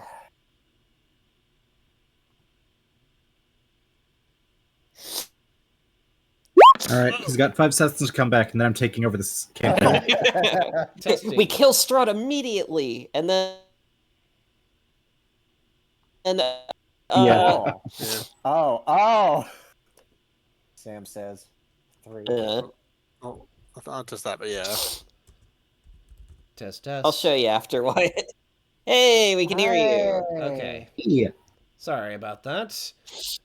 Discord is... I don't know why it keeps doing this. I really wish it wouldn't. My reception is so garbage. It's like, I thought my computer was doing good. It's Texas, baby. It's like Australia, but without the kangaroos. Okay. They have Yeah. terrible That internet makes sense. connection there. All right, so Beloved has used her 19 diagnosis to determine that the extremely sad bird who has pressed his face against the glass is not feeling well. So she attempts to administer medicine. What is the medicine? She puts a band-aid on him. Aww. Aww.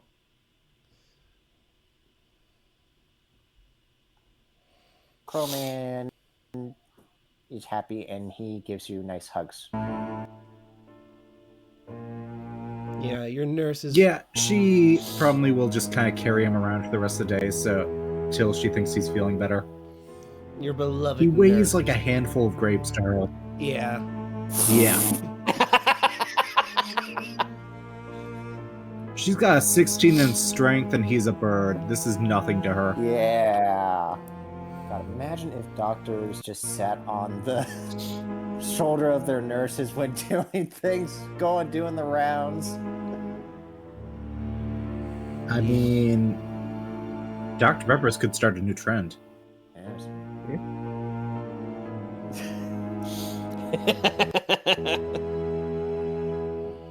But... Dr. Sorry. Pepper. But yeah, Oh, Dr. Pepper. no, go ahead. Puts beak head on top of your head. Adorable. But yeah, I think if we're all ready, we could start our plan. Yep. Esmeralda. I say so. Yeah, Esmeralda provides a lunch to those who don't prefer mustard seeds, carrots.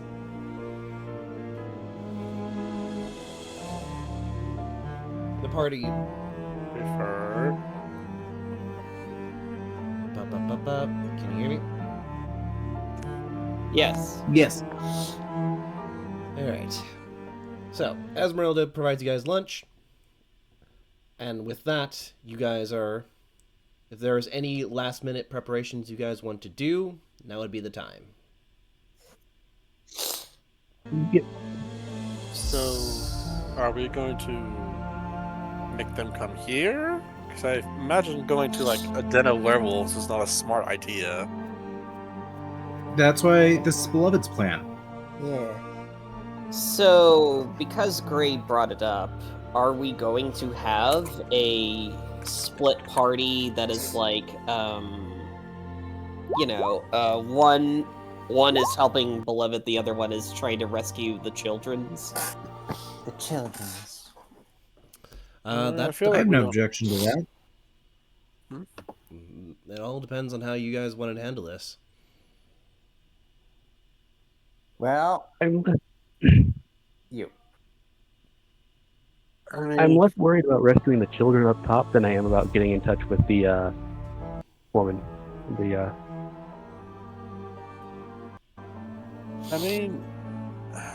I feel like if Beloved is successful and we give control of the pack back to Emil, we can just take the children as like payment or like part of our deal. I feel like if we go Well, looking now would be a for good trouble, time to negotiate that deal. yeah, with Well, he Mr. kind Emil of here. depends on you, and we're not in a den of werewolves. yeah. Yeah, Emil. So what does Emil think right now? He's thinking, well, the best option, honestly, would be to go to them. I'd rather. They're not gonna come. They're not gonna be fighting on this grove, if that's for certain.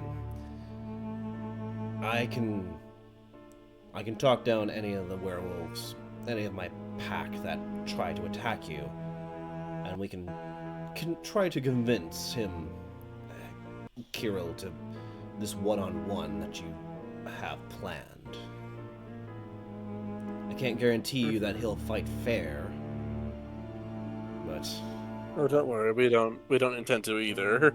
Oh. either way, if we go to them, we do it in front of the entire pack that way, instead of out here. As for the kids, they are effectively the next generation of our pack, but given that you've saved me, I do believe releasing them would probably be better. I don't know how many of them are not already in the process of turning. You wouldn't be able to lead this pack with a clear conscience otherwise.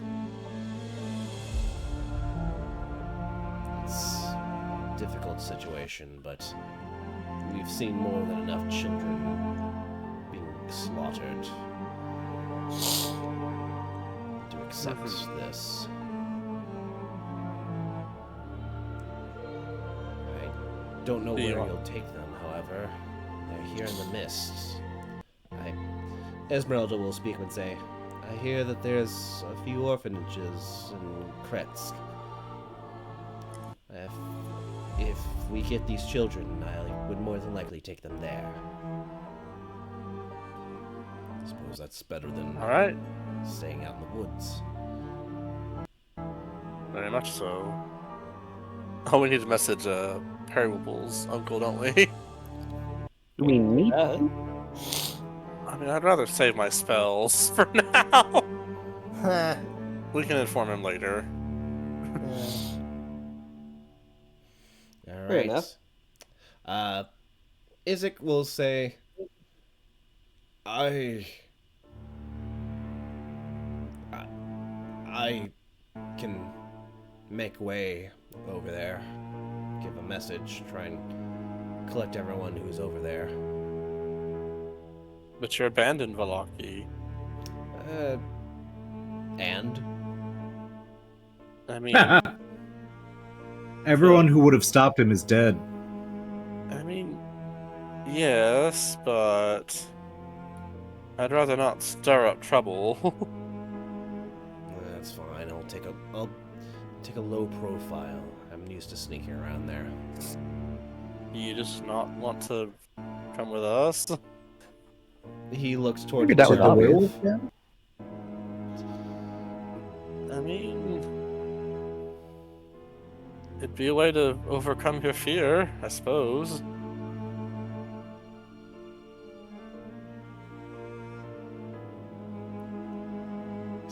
Make a persuasion check. Okay, I'm not too persuasive. No, not very at all. 8.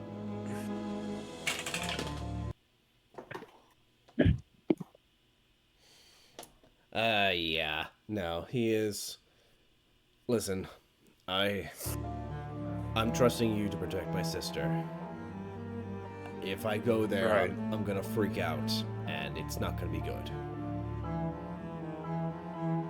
Well, alright.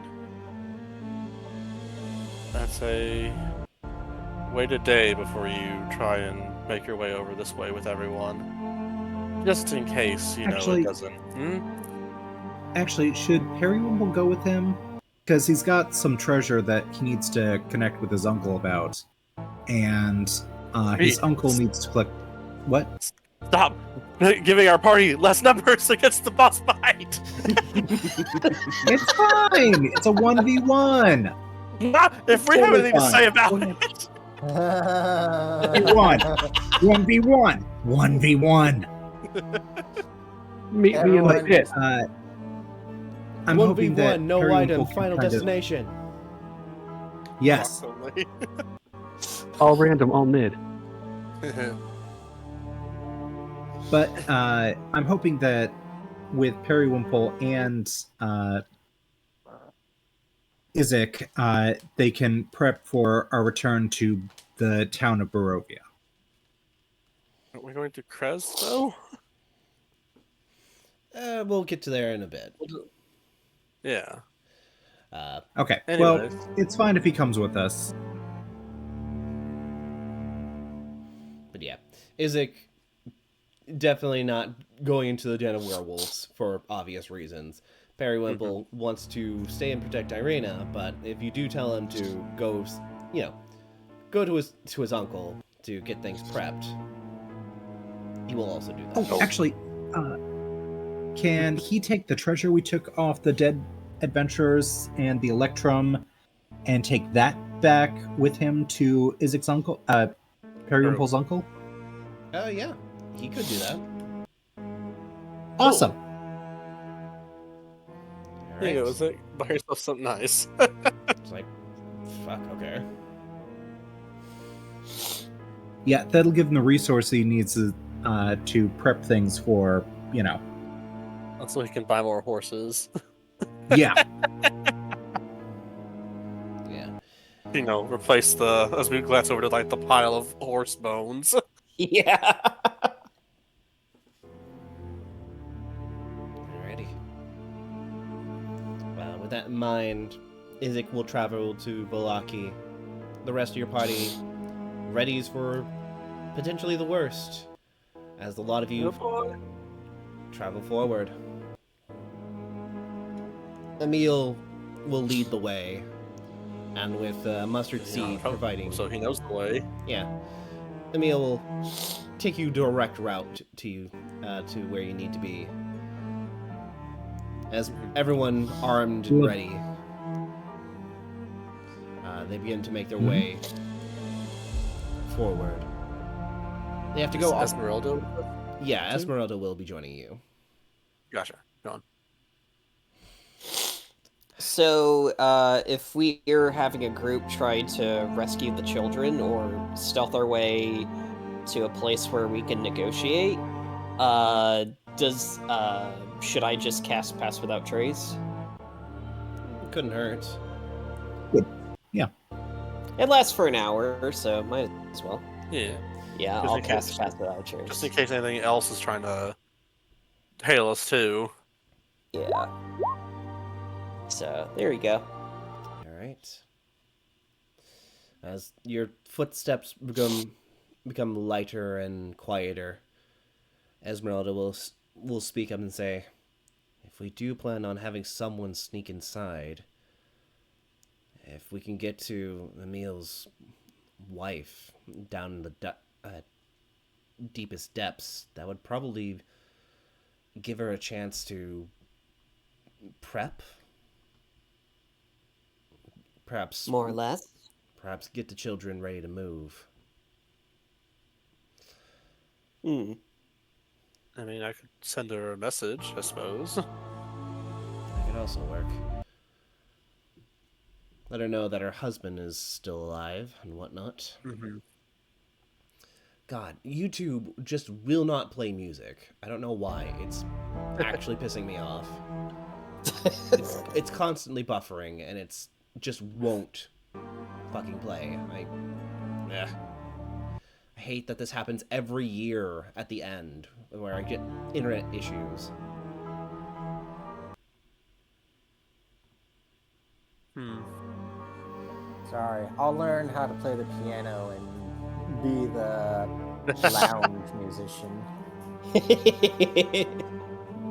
Alright, so I can send her a message if you all think that would be best. Yeah. Yeah. Anything you'd like me to say to her, Emil, so she knows that it's really you're okay?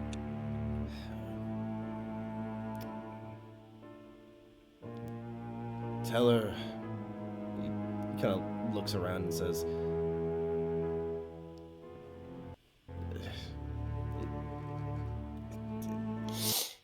"She has a pet name for me."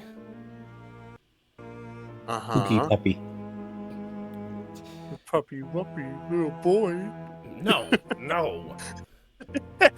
Just look. Tell her her rider is back in town. She'll know what. Oh that my. means. Oh my. Alright. The writer? Is that what she said? Yeah. Alright. I will cast sending. What? Okay. Let's see.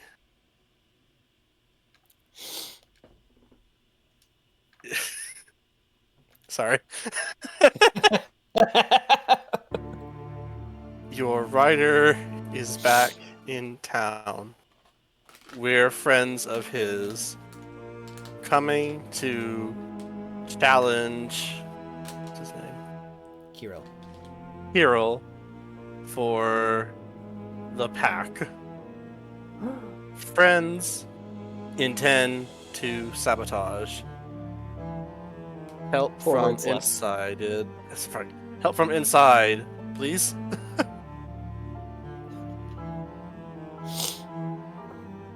You get a response that she says, "Okay, I know it's him. There's no way he would say otherwise." Yeah, that's my man. Alright. Esmeralda's plan still in motion. Guessing. Will prepare. I looked at Esmeralda. You had a plan with her? Well, we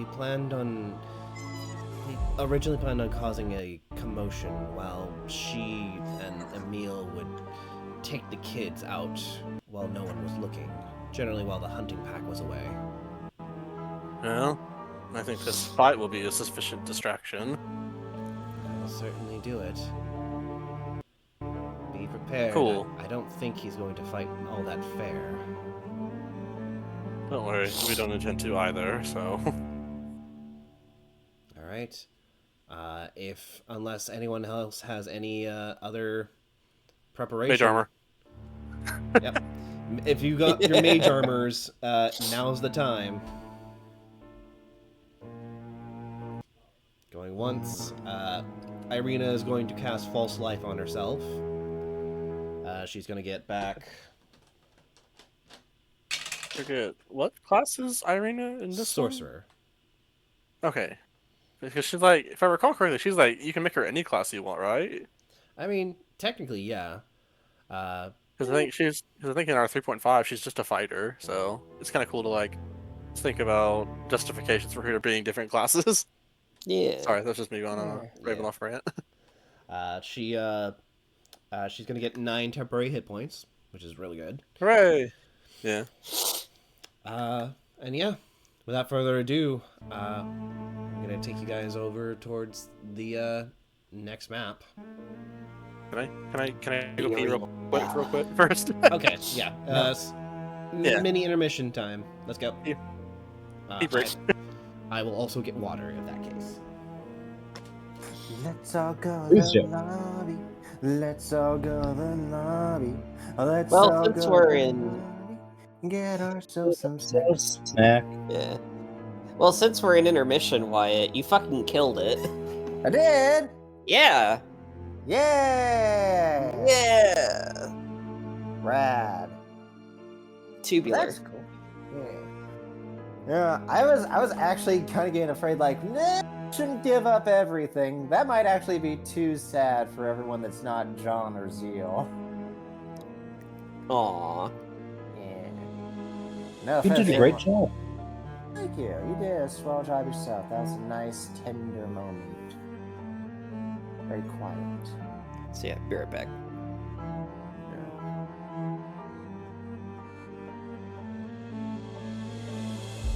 Like, I was getting... like, half of everyone's gone. I don't know why I'd be like, yeah! How are you guys doing? Great. I'm having a lot of fun. Yeah! How are you, Zeal? Zeal? Oh, maybe he went up to the bathroom.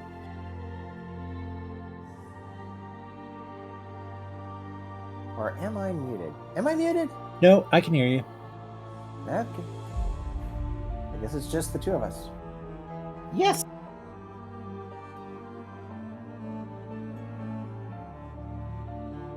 I'm really glad to be playing with you again, dude. Yeah. Same here, buddy. It's good to be bouncing off of someone that really bounces back. That's sweet to say. I should definitely send you the script of the episode I'm thinking of doing for curing death. See if you have any thoughts. Oh, sure, please. Alrighty, I'm back. Uh-oh. Welcome back. I have Okay, no idea. looks like Zeal's mic died. Ah, shit. Zeal? Yeah, that's what he said on the one-shot tab. Zeal. Oh wow. Okay. Okay. It actually is dead. I thought he was just saying it was off. Nope.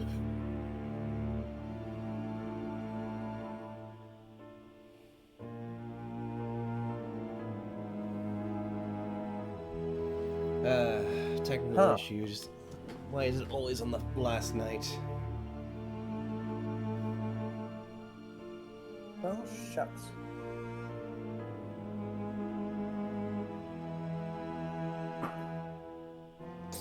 Well, nothing we can do about that. So, hey, Gray, good job doing it back and forth with me on that dream there.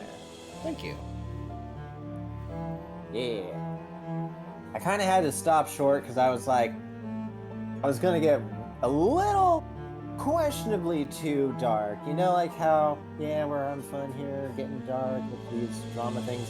But then you realize, wait, no, that might be too real. Yeah. You did a good job with the amount of drama involved. You made a comment like, too dark for everyone other than me and John. And I'm like, I give people the idea that I really like dark and misery. Angst is fun. Well, not so much that, although you saying that kind of Yeah, well, I mean, cool. Yeah, angst is fun if done right. I meant more like there's certain things I feel you can say to people where it's like they can brush it off, and other people where it's like it would ruin their day because it would just really set a mood. Yeah, absolutely. Yeah. Like I feel like Zeal and John could watch Skinamarink and be like, "Well, time for bed." Oh God! Oh God! I did not like. Actually, just since I'm here, like how I've had the most horrible sleeping schedule for a long time, and I just recently fixed it. Yes. It was because, like, at midnight one day, I was just like, I'll just check out some shots that were, like, really meaningful for that movie. And it fucked me up so bad that I didn't sleep at all one night. Oh It just no! rolled on. Oh boy. That's not Yeah, good. I've so been there. I'm back Alrighty, we're all with back popcorn. Ooh. with popcorn. How appropriate. But yeah. Seal's having trouble with his mic, it looks like. So Right. I think. Nice. So as soon as Zeal gets back, we can jump back in. Yeah. You guys enjoying the session so far? Bueller. Yes. I've been happy to talk about backstory stuff finally. Yeah. I got a reason. Carving us out. E. I knew you wanted that, so I kind of E. thought I'd find a way to get you there. E. Yeah, my Was bad. that something you two planned? I mean, he had planned to, like, poke me about it, but, like, I had the backstory and stuff in mind for, like, a while now. Just needed, like, Right. an excuse to tell it, instead of you just be like, while we're waiting in this tavern, I shall give you my life story. IRL, assault that my does people. happen. Yeah, but I tried to avoid that, make it more narratively make sense, yeah, and poignant, yeah. I hope you all enjoyed it, because I didn't go into, Yeah. like, Yeah. super specifics, but you get the gist of it. I like hearing Yeah. other people's backstories. So. E. I noticed you were like jittery during the Watcher Lady conversation, so I texted him up. I'm like, hey, I want an excuse to talk about it. Exactly. So it's a good in, because Byrne definitely is not a fan of the idea. It's like, don't worry, a parent's love is stronger than anything. It's like, no. No. Except for Press that one X to lady. doubt. Yeah, that probably also explains why Byrne initially felt really shitty towards Lady Watcher, given the fact that she literally kind of married off her daughter for political stance. Yep. I mean, Byrne didn't mind that part because he thought it would be an escape from this hell that he was in. But again, his parents would always ask for too much, and they did not have the bargaining power for this. Their greed was their own downfall. Essentially. Also blackmail. That's all the idea. Well, essentially the idea is Vecna's like, hey, you want out? Well, fuck yeah, I want out. Well, here, don't open this envelope. Don't read what's inside. I'm telling you. Just give it to your dad's desk. And it turns out it's like, some horrific secret that would destroy this elven family's, lineage. And they're like, hey, we know this thing. Fuck you. You should have our son be married to your daughter and give us all the money. And they're like, you know what? Sure. Why don't we have a nice chat here in this tiny room where no one can hear you scream? Yeah, so it's assumed that both the Byrne's parents are either wishing they were dead does not- or... Yeah, he does not know what happened to them, and he does not care. Because the elves also interrogated him. We're like, hey, this kid doesn't know anything, so he's good. Because again, his friend's like, you shouldn't read this. I'm telling you, don't read it. So he didn't know what the secret was, but it was something really, really bad, apparently. State secrets. Made them enemies against the state. It's the first something like, They have a dwarf ancestor. Like an elf's life is long. There's plenty of secrets to be had that could ruin your reputation. And Burns' parents were not smart enough at the game to like withhold what information it was. They Literally just got the wanted- CIA jumping them at the dock. Pretty much, yeah. Pretty much. Literally posting their crimes about defrauding Chase Bank. Yeah, they weren't smart. They just wanted to be rich, fancy nobles again. Alrighty. Zeal, Yeah. is your mic good to go, or I hope so. okay? We can I hear you think just the battery fine. died, so I plugged it in while everyone was doing their little intermission. So hopefully I've got enough juice to get me through. Alrighty. Alright. Seems all right to me. Alright. Good In that enough case, for raw. Let's proceed. As the party ventures forward, eventually you see a cave off in the distance. Emil will say, "Alright, let's make ourselves known." And then he gives out a big hearty howl, signaling to the werewolf den that he has returned, so to speak. Jump cut to Izek, like, walking a little faster down the road. Yeah, Make by the my way did- downtown, walking fast, fast. By the way, Yeah. did you guys like give him a horse, like a phantom steed or something like that? No? No. No.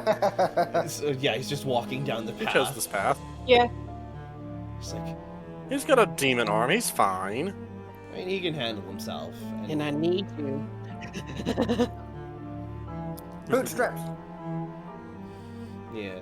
Let's move him out over here. Wait, he has a Sorry. demon all the time. Oh my Well, God. that's why it's jacked. This map is a lot bigger than I thought it was gonna be. Well, I had to account if you guys were going to. Zoomed in too much. I had to account if you guys were breaking in, so to speak.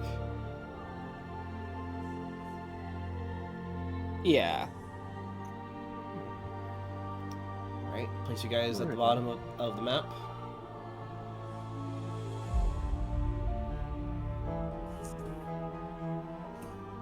I'm going to be sticking to the shadows the whole time unless I have a reason to pop out.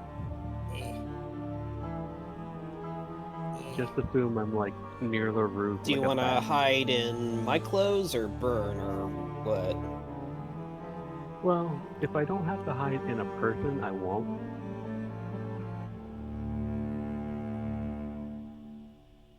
So I figure we're going into a cave system. I could probably stick to the stalagmites. Gotcha.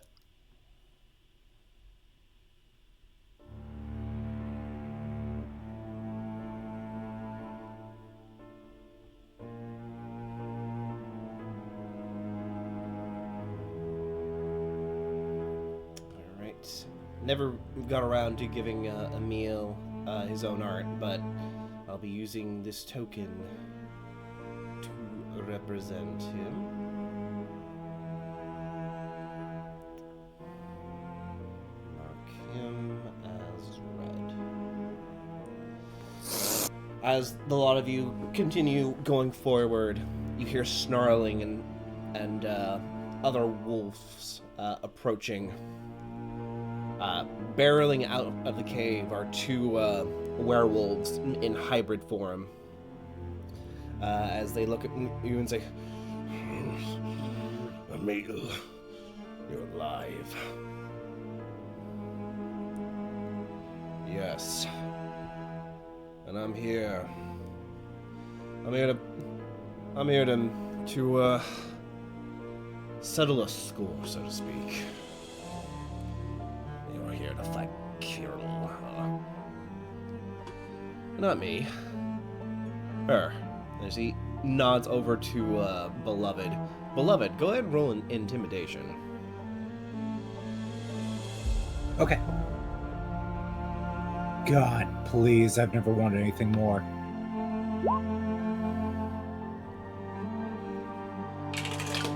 You're good. All right.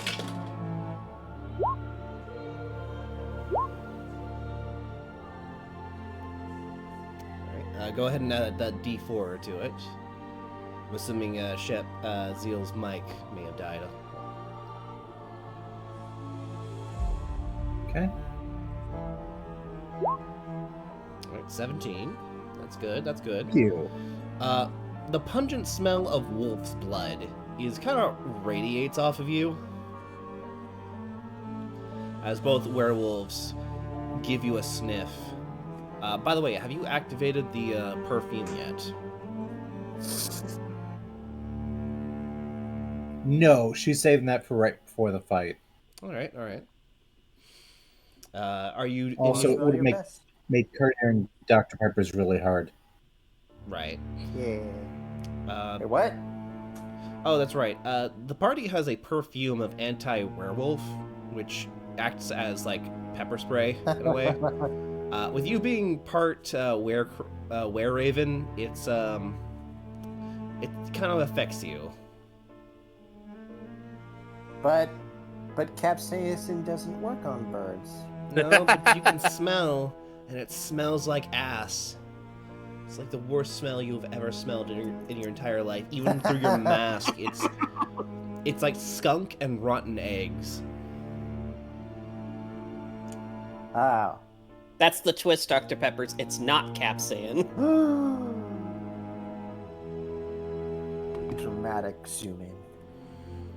But yeah, Also owns pog facing. both wolves look towards Beloved. You see their tails kind of droop a little bit. They sense the presence of a predator. As they both say, "What's the matter? Don't think you can take Kirill in a 1v1. I don't need to. Besides, a little pansy got help from Strahd first, so I'm not really planning on fighting fair. Is he inside or is he out on a hunt? They're coming back from their morning hunt in just a bit. Be patient." They look towards a lot of you guys and say, "This is your new pack. They're allies. One that you'll do well to keep your distance."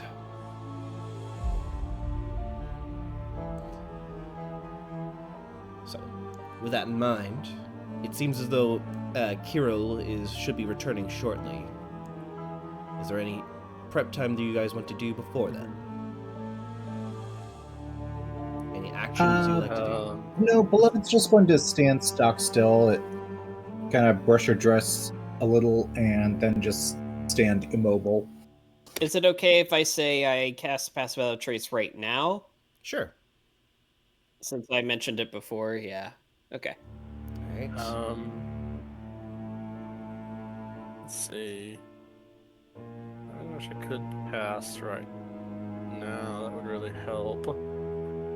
Did these werewolves, when Emil was talking to them, do they look like surprised he's alive? Or they seem like they're okay with the current regime, or? They seem loyal to whoever's in power, so to speak. But now that they see Emil is here, it's like, okay, this complicates things. They're not about to go up against Emil because they know they'll get their shit rocked if they try to pick a fight with him. So he kind of screams alpha, so to speak. Hot. I'll move a bit closer. I don't want to be like on the outskirts when the wolf pack gets back. Can we? Oh wait, no, I know what I'm gonna do actually. Can I? Beloved will pick up Dr. Pepper's and set him on Periwinkle instead, so, that's his perch for a bit. Safer there. Dr. Peppers will simply let her, grab him, lift him, and put him on another shoulder. Like one of those very trusting birds. Oh. Alright, I guess in the meantime, I can do something. If the werewolves aren't paying attention to me, because I'm just, a little wizard guy, they can't fight. That's a little Can I cast this? Okay. With Pass Without a Trace Start scouting hiding- inside. with Pass Without a Trace hiding you, essentially, you can do this undisturbed. Mm-hmm. Right. For the brevity's sake, are you Hooray. okay with me just? I like stand there, Fairy Wimple. Yeah. Oh wait, I got moved. Shit. Yeah, I just moved you over there. I was like down here or something like that. Alright. Sorry, you're cutting out again. And what were you trying to say? Would you like me just to reveal the map? Considering that this can move pretty far. Yeah. Sure. Yeah, it's It's like it's starting to move, make its way inside. making your way. Making my way. Into the cave. Scrolling fast. Looking around. Wolves pass, and it's homebound. And I miss you.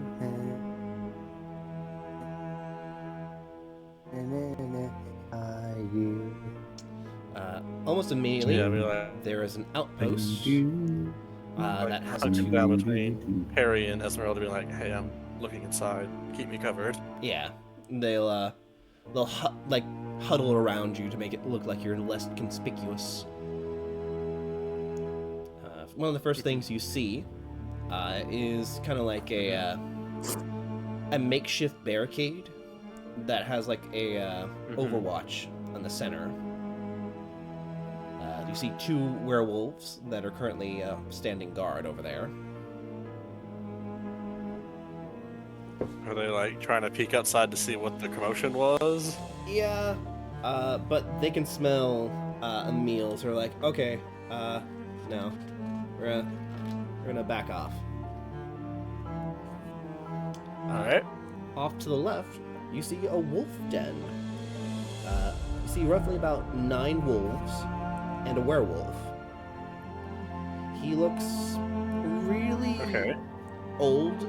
He seems to be the oldest werewolf there, as he's currently playing a flute, kind of mediocre, like, to the wolves. They're just kind of they're just kind of chilling. Like, he's got the He's playing it like average. average, like, he's old and his fingers can't really play the notes as well. But he's got the old dog on the porch side vibe. Wolf. Woof. Wolf. I like him. Does he take any whiffs from the doorway, or is it too far in for that? If he does smell them, he doesn't seem to care. Acknowledge it, yeah. He's just kind of gently scratching one of the wolves behind the ear. Alright. Off to the right, there's a spring. It seems to be where they get most of their fresh water. Alright. That's cool. As your eye continues forward, Alright. Start zooming on that way, I guess. you start seeing more of the deeper parts of the cave. It seems to be almost like a bit of a maze. Several wolves are on standby, ready to pounce if anyone was going to try and sneak their way through. You see at least one particular white-haired werewolf. She seems sniffing the air, sensing that someone's nearby. Okay. Sniff, sniff. Do I get the sense that this is Zulika? No. You don't. Oh. Does not seem You think that Zulika would be further deeper. This seems to be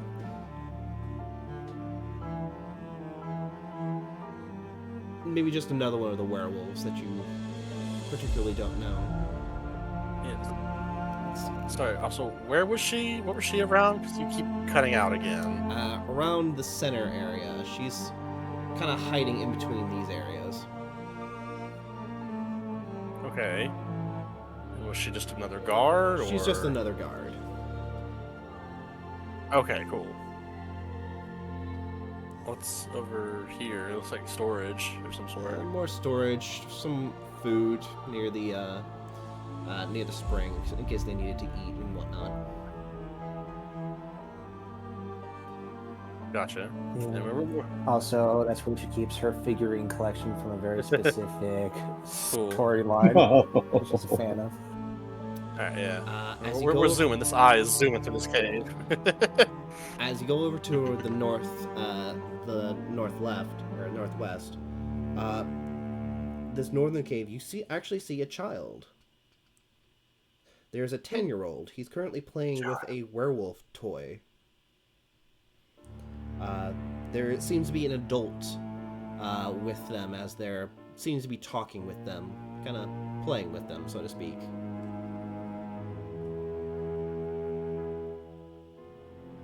A little wooden doll. They seem like... Actually, you looking close on the doll, it's one of Blinsky's toys. It has a slogan written on the side of it. It's no fun, it's no good. It's no fun. It's no Blinksy. Does the child seem, in distress, or...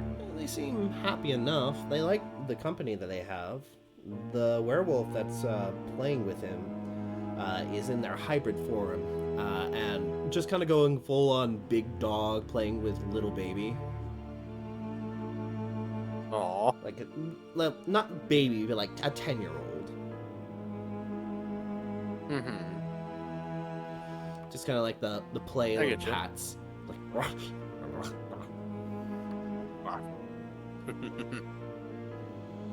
Alright. But eventually you see that white-haired werewolf race up to him and say, "There's someone at the door. They may be raiders." Which he looks to the kid and says, "Okay. Come on. Picks up the kid, and the child does kind of mutter, like whine a little bit. It's like, "Oh, it's okay. It's gonna be all right." As you follow them into this area. Oh. A bunch of cages. That looks like a holding area. It seems to be an empty holding area as he places the 10-year-old in one of the cages and says, "All right, just stay in your human form. And if anything happens, just pretend you're being held here, all right?" He gives a nod and hugs the toy a little bit closer. Aw. As the two of them Alright, stay on watch near that area.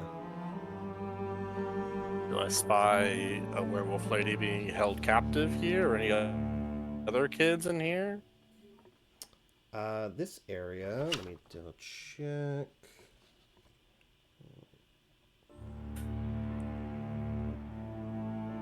Divination is a really cool school. They lets you do shit like this.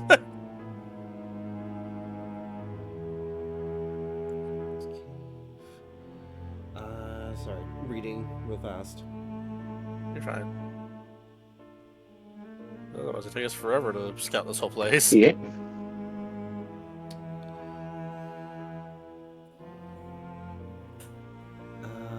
Okay. Only I had telepathic bond, so I could just tell everyone this in real time. You actually do see one woman there. She is sitting at a shrine that's actually in the center of this place. It is a shrine to Mother Night, actually. Oh. Oh. Actually, star advantage somewhat. You see a woman. This would be Zulika. You see a woman with a dark complexion, short curls and a bandana that's basically holding it all back. She's dressed in, I guess, kind of like a survivor's, like, kind of rags. Kind of, Is she you a know, Vistani? she is not Vistani. She has a darker complexion. Gotcha. Similar to Emil, actually. There we go. She watches... Is she like... and there seems to be a plethora of other children in the cages as well.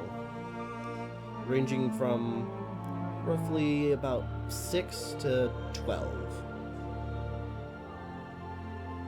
Gotcha. Number of children in total, 11. And including the one that was hiding inside the cages, makes 12. Someone that's already turned, Yeah. essentially. Gotcha. Alright. Okay.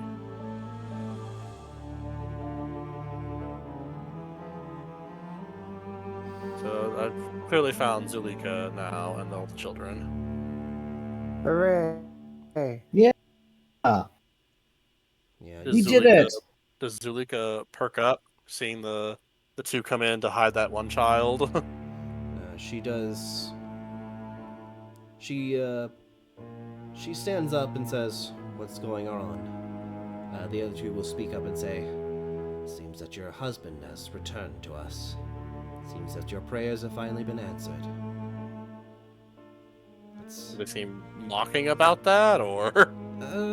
The woman seems sincere. The man is a little apprehensive. He knows that this is going to be conflict. That's going to happen. Zulika says, "My prayers to the Mother Night has been answered. I suppose I'm to remain still here. You know, Kirill would not allow you to leave. It's best that you don't try and press your luck.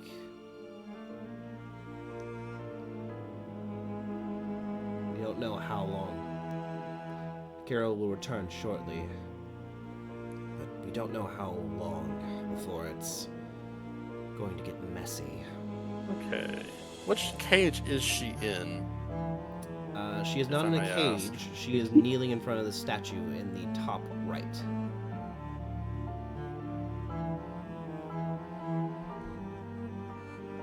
Did he lag or something? I mean, Oh. maybe. Hello? Right? Hello? Yes, come on. Hang on. Let me Oh. try this.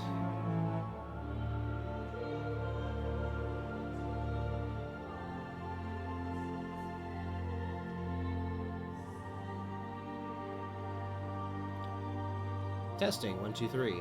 Hello. 3, 4, 5, 6. Okay. Discord continues to be the bane of my existence, but yeah.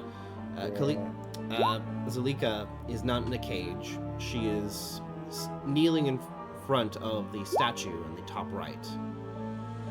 So she's a captive, but not like in a cage captive. She's on house arrest. Yeah. She's more Gotcha. useful out of the cages than in them. Gotcha. Alright. I was wondering... I got that message ring. It's within range, so she's more than 120 feet away for sure.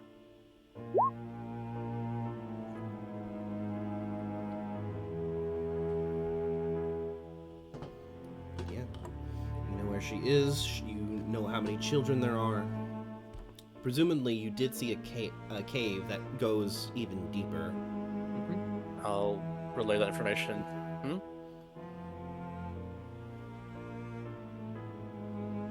But yeah, it would appear that the one place you haven't checked. Fuck! I'm relaying the information to Esmeralda. God damn it! He's lacking. Enough of this nerd stuff. Let's 1v1 a werewolf. Yeah. God, Chainsaw. it wouldn't take so long if Discord wasn't being an absolute bitch. Yeah. Sorry. Okay. Discord, please work with me. I'm just saying I'm relaying this all to Esmeralda. There. Got it. Esmeralda will then. Sure She'll then say, well, if everything goes as planned, you may not even need to storm that place, so let's see how this turns out. Here's hoping. Alright. What was the last thing? This spiral over here? It goes deeper into what looks to be a stone, like, pit, so to speak. Oh.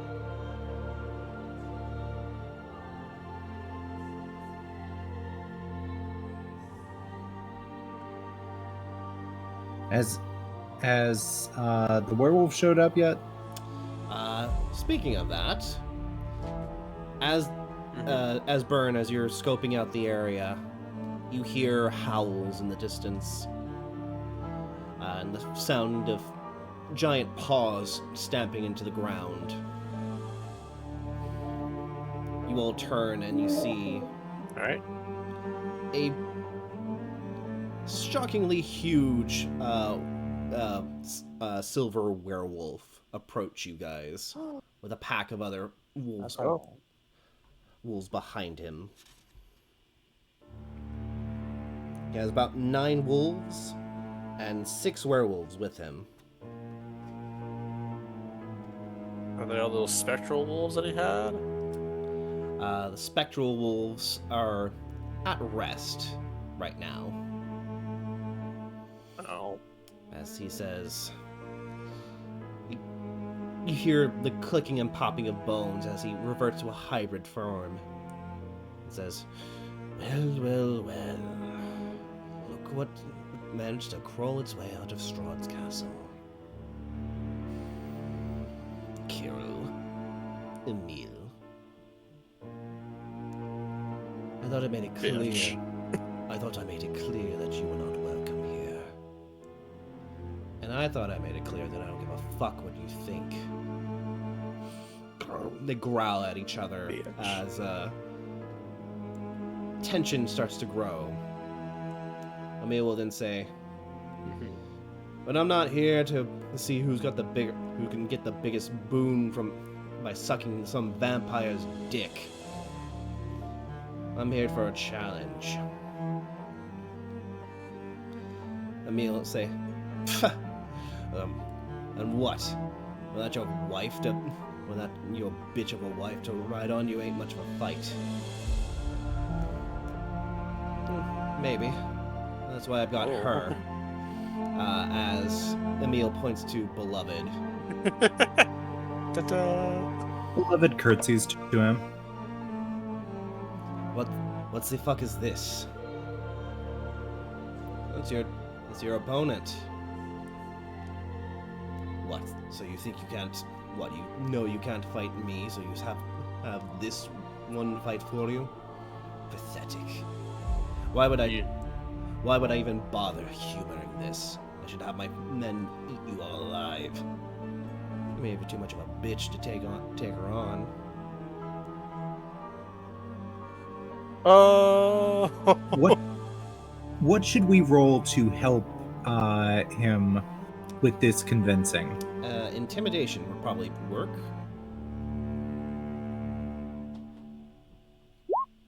I'm gonna say that she's baring her teeth, the silver ones.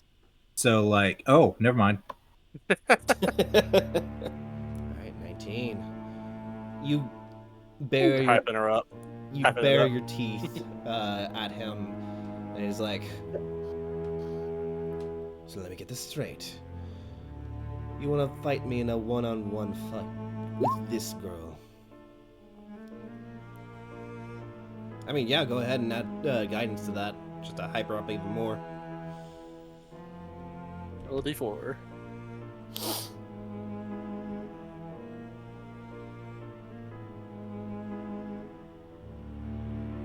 someone roll d4 for it. Alrighty.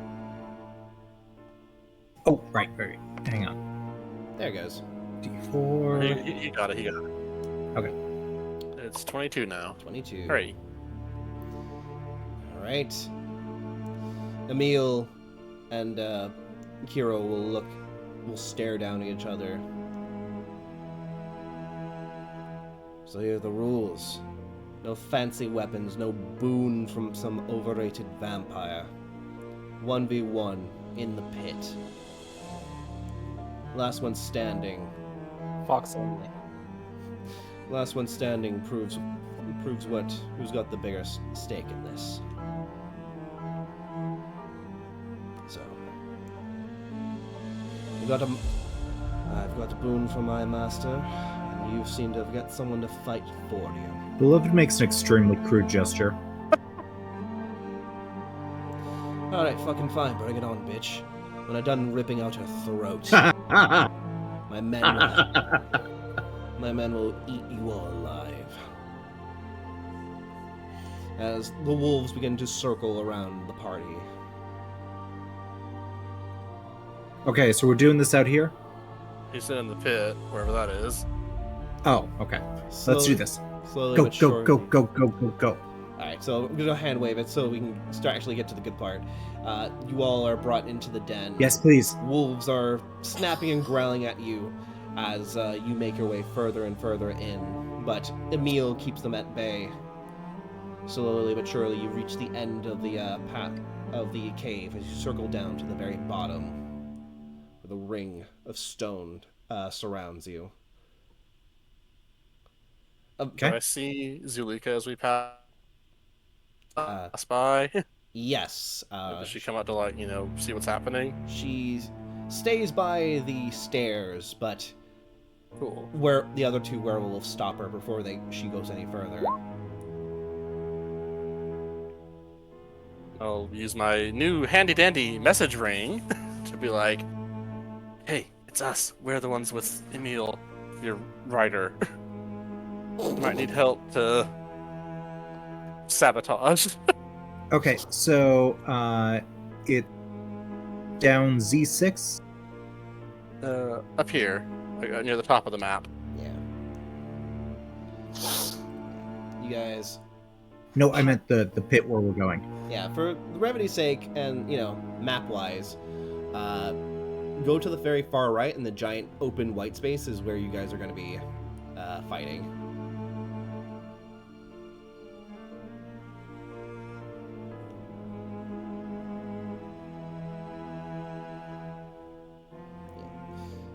Zoom out and you guys can all see. I'm just going to move you guys over there real fast. Fair enough. No objections. Oh, it's this pit. This pit. It's a bad. It's a bad All the other werewolves begin to circle around, growling and howling and ready to see the carnage as Kerix drops down into the pit. Says, so, some wannabe corpse bride wants to run with the wolves. That's fine. You'll make a fine appetizer. I'm wearing one of the wolves. Yeah. Beloved barely acknowledges him. She just puts the silvered claws on her hands and adjusts the silvered teeth in her mouth. And she does this very obviously because she's not trying to hide it. She wants to face him on equal terms. All right. Well, you're gonna show him real fast just how unequal this is. For the sake. For the She sake of also this- used the perfume on herself. Okay. Yeah. Yep. So she's ready. All right. I would normally want to play this, but copyright. You guys can play that. Well, you can link it to us, and then we'll play it on our ends.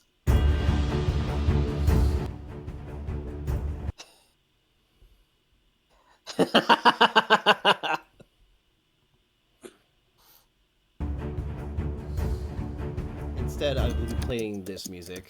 That will be spotty as I play this. But anyway, go ahead, beloved. Go ahead and roll initiative. It's between you and Kirill. Okay, got it. All right. Okay. Oh, Wyatt, you can either help some way with the fight, or you can help the others with their plans. It's up to you. Oh, yeah, he's definitely going first. You do have advantage. I use one of my luck points on. Okay, well, yeah, she has because she's a barbarian. That's right.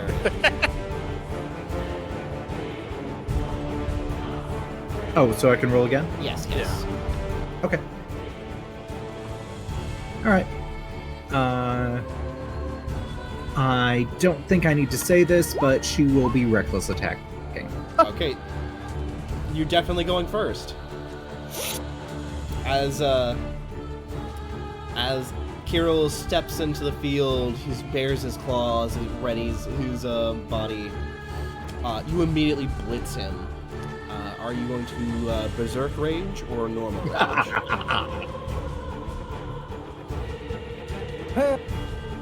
Oh, she's absolutely going to berserk rage. Alrighty. Also, where are we? I don't see our tokens anymore. On the far right, there's an open space. Yeah, Z8, right? No, No, like further. zoom out. Yeah, further to the right. Zoom out. And Oh, fucking hell.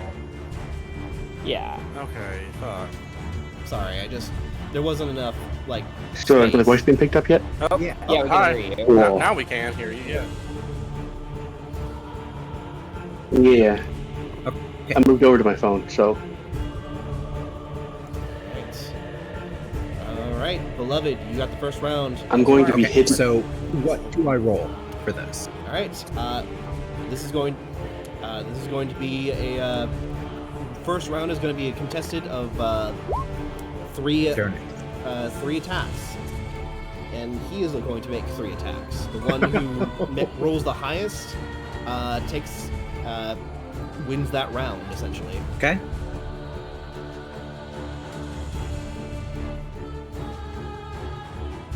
Well, he makes progress, I guess. Yeah. Yeah. So you are attacking on hand. Since you're doing this with your hands, it's just going to be a strength saving throw for you. And I'll adjust the damage as need be. So 3. Okay, so 3 strength saving throw. Advantage because you are recklessly and raging. Got it. 1, 2, 3. And in accordance to Simu, one of these will be her just hitting him really hard in one of the ears. Yeah. Ow, really? Oh yeah. Yeah. We want it to hurt. Okay, immediately. Yeah, I'm trying to weaponize tonight. All right, immediately, beloved, you race in, and the first thing you do is you open palm, clap both of his hands, and he gives a high-pitched yelp as he buckles backwards. You then give him a throat chop to the throat. But on the third strike, he manages to duck out of the way. You have won the first round. Oh shit. Oh yeah. All right. It is now the party's turn. Shem, I see you wanted to do Toll the Dead. Oh, Holding that as a reaction, that's why I told her to go for the ears, because I was trying to make it so that he couldn't tell it was a spell and thought it was just like the ringing was from the hit. Okay. Alrighty. Let's see. Go ahead and let's see. What's your passive stealth? Good question. It's plus 11, so that would be 21. you could be able to pass without a trace still. So 31. Yeah, no werewolf is able to sense you as you toll the dead.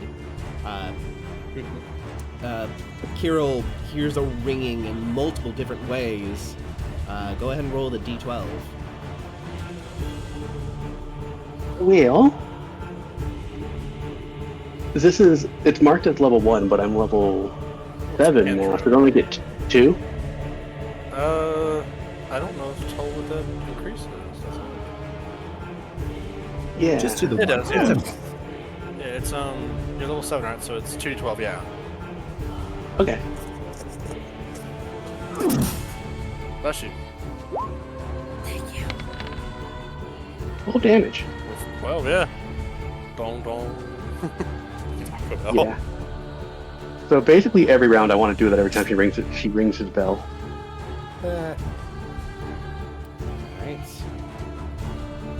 Alright, does anyone else have a efficiency how they wanted to help from the sidelines? Yeah, go ahead. I'll have Burn, have especially Esmeralda and Irina, help him spy a werewolf that seems to be... Find one that would be easy to be like, hey, the usurper is on his back legs, you could help take back your pack now. Essentially, he wants someone to it'd probably be easy to put suggestion on to help win this fight in our favor. Okay. Ez and Irina are going to roll perception.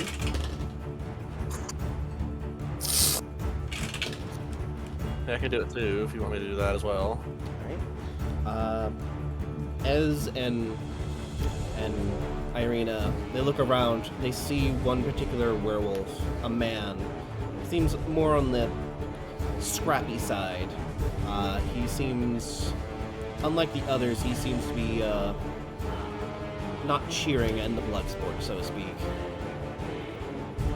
And I have a customer over there. Cool. I'll keep in mind when Kirill seems like he's on his back legs and will also try to cheat, so... Alrighty. Anybody else? Wyatt, if you just want to cheer her on, you can do that too. Well, yeah, I just I didn't want to interrupt people with their plans, and also I was trying to minimize this. It's just you versus him, right? Yes. Yeah. For now. Yeah, my plan is I want to just... Because I can't help cheat, so instead I'm gonna, I guess, keep an eye out to see if anybody else is helping the werewolf cheat. So we can't be Sorry. Can't be obviously cheating, yeah. Shucks. Alright. But she'd appreciate it if you were just cheering her on. Yeah, Yeah, okay.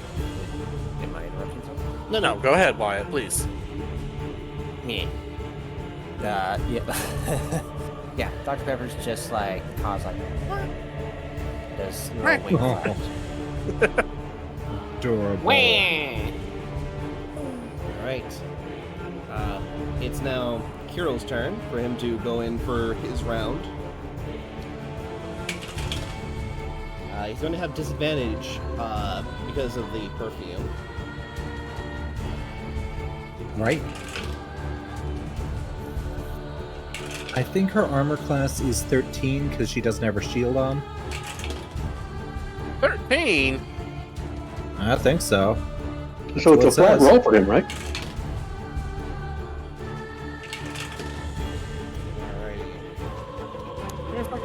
You're fucking barbarian. It should be higher than 13.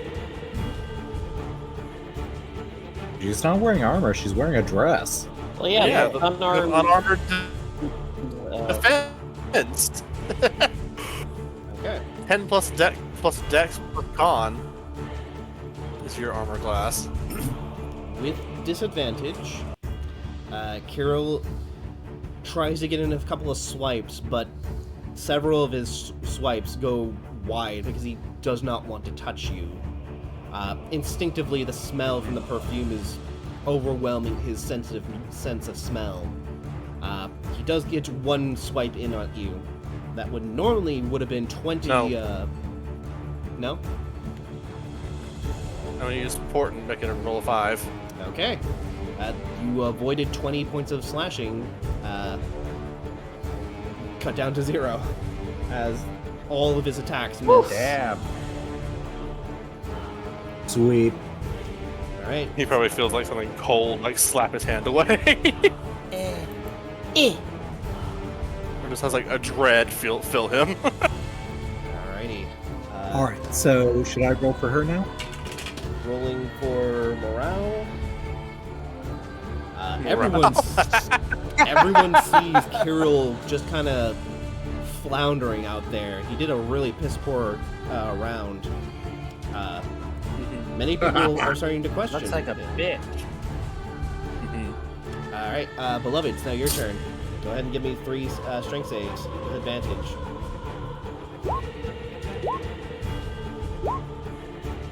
All right, same as before. Very similar to the first round.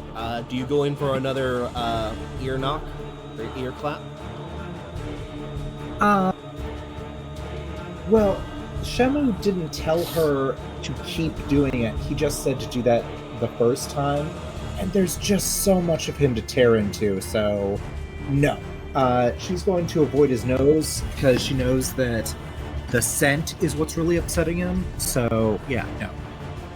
She'll go in for, like, jabbing at his stomach and trying to bite into his neck and then twisting around to try and start choking him to death. That's the one that fails. All right, you jab him in the ribs. As his wounds cannot close, you rip out your pointed nails and go in for the jugular bite, ripping out fur and flesh. You go in for a headlock, but he pushes you away just in time. It is now the party's turn. Alright. I'm gonna continue to keep an eye out, so I'm gonna roll another perception. Yeah. We'll keep looking for our guy to see if the morale's low enough for us to like get the pack to turn on him essentially. Try to maneuver higher up into the ceiling and find a good place with really good acoustics.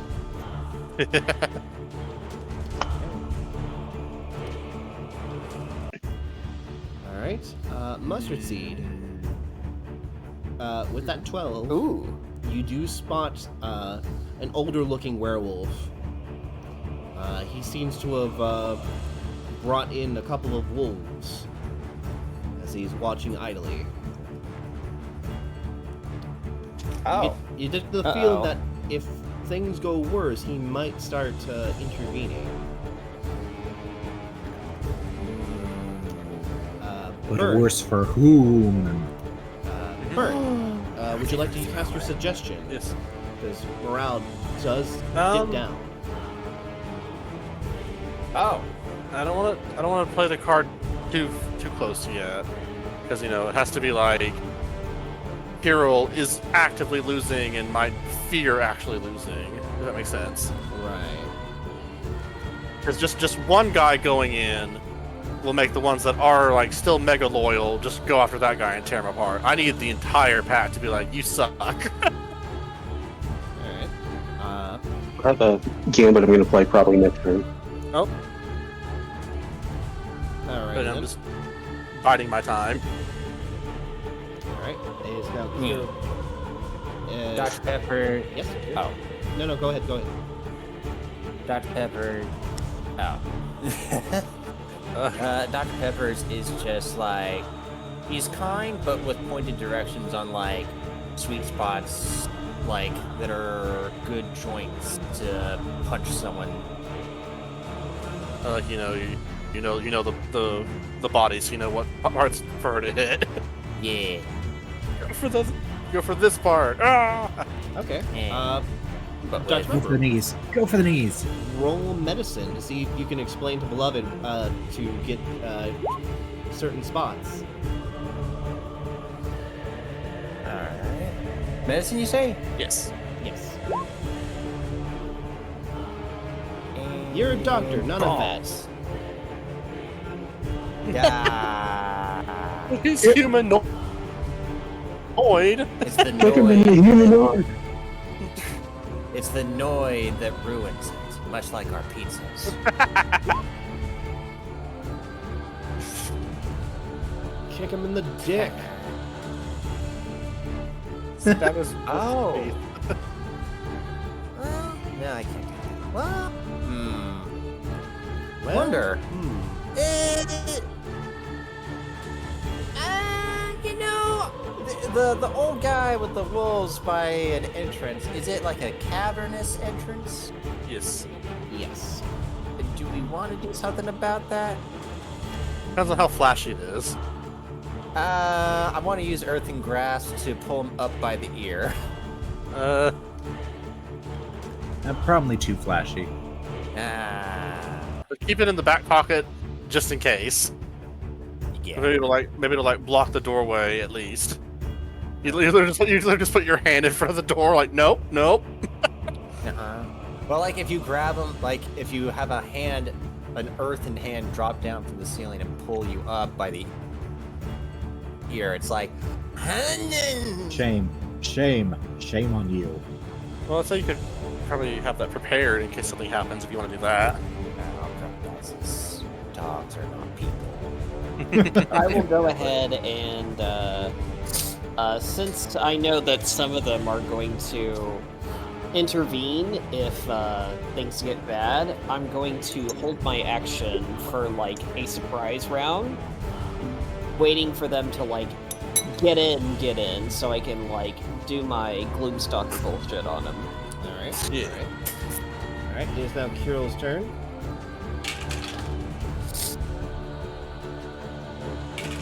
Advantage.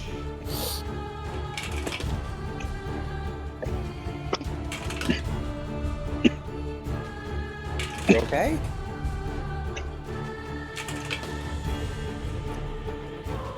You alright? Deal? Kirill manages to get 2 good swipes in on you. As he's going to fight through the smell. He's like, as he lets out a gut-curdling growl.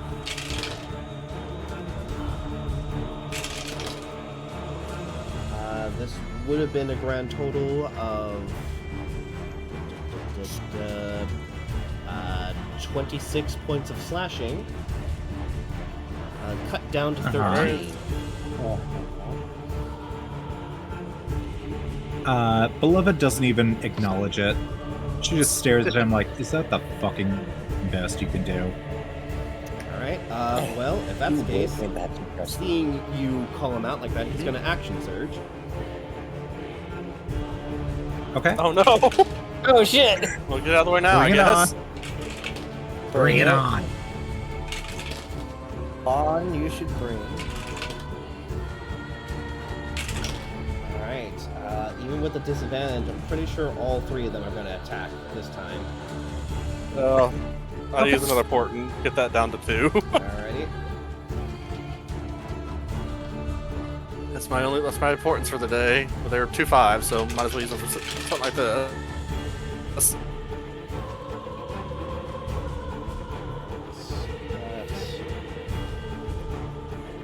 another 22 points of slashing, cut down to 11. Okay. Alright. Alright. Morale check. He did get a good swipe in. Some people are starting to like, okay, there he is. There's the pack leader. He's done fucking around. Right? Evened out a little. Morale has evened out a little bit since Kirill got a good swipe in. Mm-hmm. Alright. Top of the order. Beloved. It's now your turn. Okay. Yeah, she is not the slightest bit bothered by any of this. She's been mauled by a werewolf, and she's just like, oh my god, I shouldn't have even gotten my nails done for this. There we go, 3 attacks.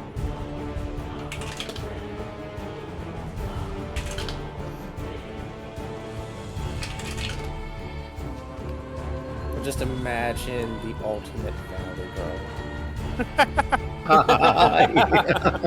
Oh, is that what you're using to kill me? I guess you would think that's impressive. It's so last season. Getting powers from a vampire lord? Like, oh my gosh, like, that's so creative of you. No one's ever done that before. That is 3 successes. Beloved, how do you lay into him? Oh shit.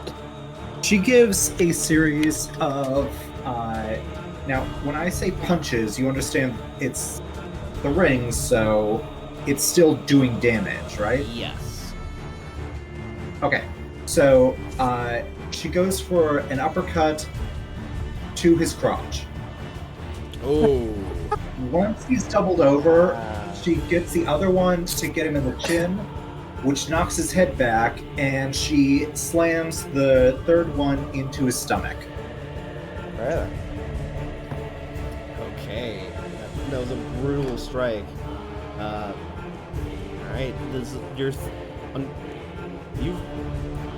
This fight, while he did get a good bite into you last round, you were dominating these rounds. You're 3 for 3.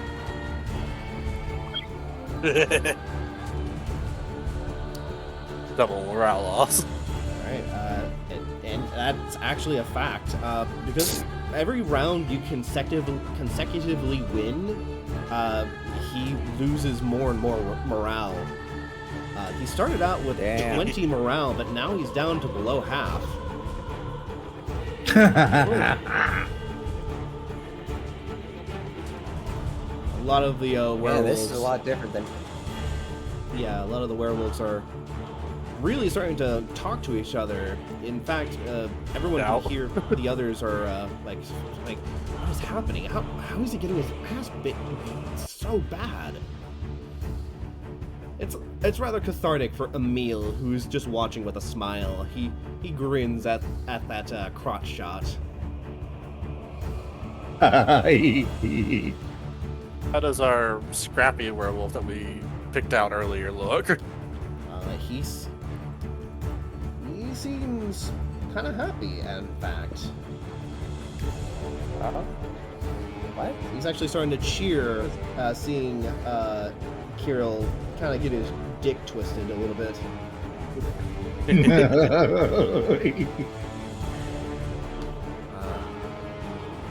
Mustard Seed, you don't even need to roll for this. That old bastard werewolf, he's looking a little livid. He gives a whistle to one of his dogs, to one of the wolves that he has with him, as they start to fan out a little bit. Do I get the impression that they're about to attack? Or are they just, like, getting ready? They're getting ready, essentially. In that case...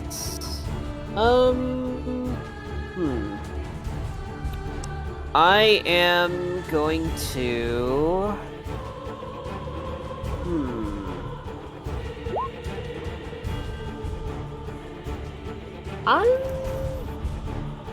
So, Gray, what are the locations of the wolves on the beds? Let me get some token down.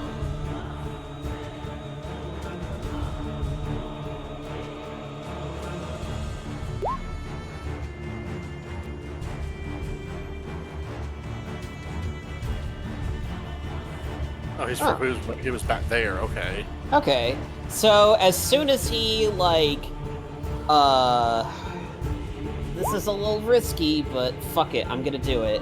As soon as the wolves sort of, like, begin to spread out, I'm going to, like, quickly, like, fire an arrow, but instead of, like, firing at them, I'm gonna fire it towards the ceiling, and at first nothing happens, and then there's like a shimmer of light, and then a bunch of thorns go on the ground. As hold on 1 second, I want to get my circle tool out for this. What's a good? There we go. By the way, Huh? I am prepping earth and grass just in case. Yeah. Yes. So Thank yeah, you. I'm going to cast Spike Growth in this area to be like, don't interfere, because it doesn't outright do damage to them. It's only when they move. Yeah, you shoot an arrow. Go ahead and give me a stealth check just to be sure. All right. Technically, I am breaking Pass Without a Trace for this, so this is a regular +8.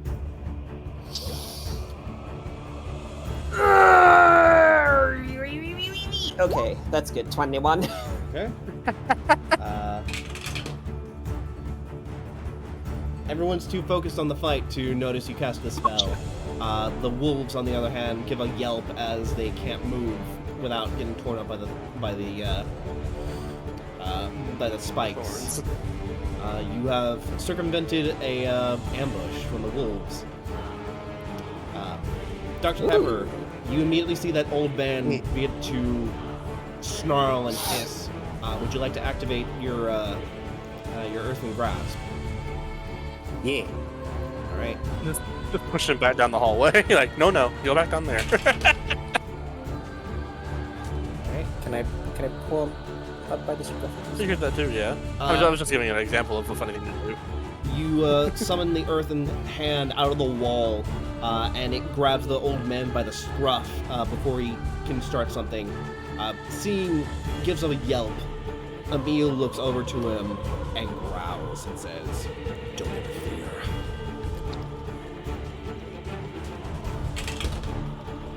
Where are Carol's weapons right now? They're on his back. Oh, I thought he unequipped them.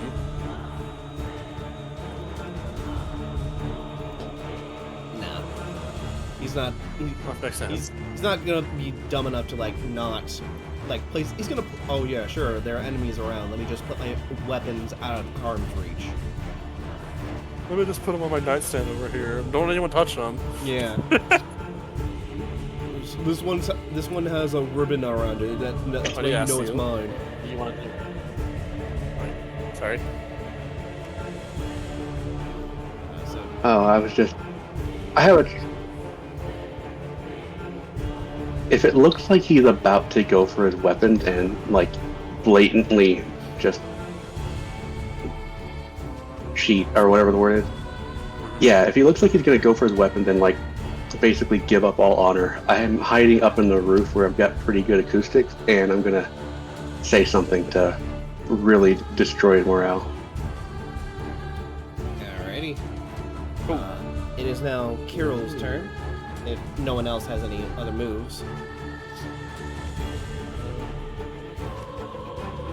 Maybe you think I should cast suggestion out for him to rally against Kirill essentially? Keep the morale low and stuff like that. Maybe they'll just attack him themselves. Yeah, I mean. you Yeah, can I try like that, the nothing idea of stopping. creating a power vacuum. Yeah. All right, then I will cast suggestion on that scrappy werewolf and give him the suggestion of fight back against the usurper. Take your pack back. Okay. Your DC is 16, or was it 17? 16. 16? 16. All right. It's a good thing they have a negative wisdom. So I was hoping them to help me scope out one that's not as smart looking. Yeah. If that makes sense. Wait, The effects go in, and he begins to. As the crowd is cheering, he begins to, the baseball talk thing, where he has his arm, hand around, the back of their throat and start yelling into their ear over the crowd. Yeah. he begins to do that to anyone that would listen, and they seem to be listening. Seeing Carol struggle so far in a one-on-one with a woman who has no weapons, presumably, they are able to see that he's kind of getting his shit rocked. So is that like a more permanent morale boost then, or boost morale penalty then? Oh yeah, the max morale has been basically cut in half at this point. He cannot go above 10 now. And that's pretty piss poor to begin with. All right. Civil War! Civil War! Also, not unarmed and without weapons. Huh. I guess it's a good thing she never registered her arms. Yes, the guns. Damn. Guns. Yeah. Oh my god. Okay, I rolled 2 nat 1s. Oh! Beloved, Wow. That's a big penalty. that's a big penalty. That counts as an extra round won by Beloved. In fact, Oh shit! So that's 6 attacks essentially. basically, go ahead and let's see, 1, 2, brings him to here. Beloved, how do you embarrass this asshole?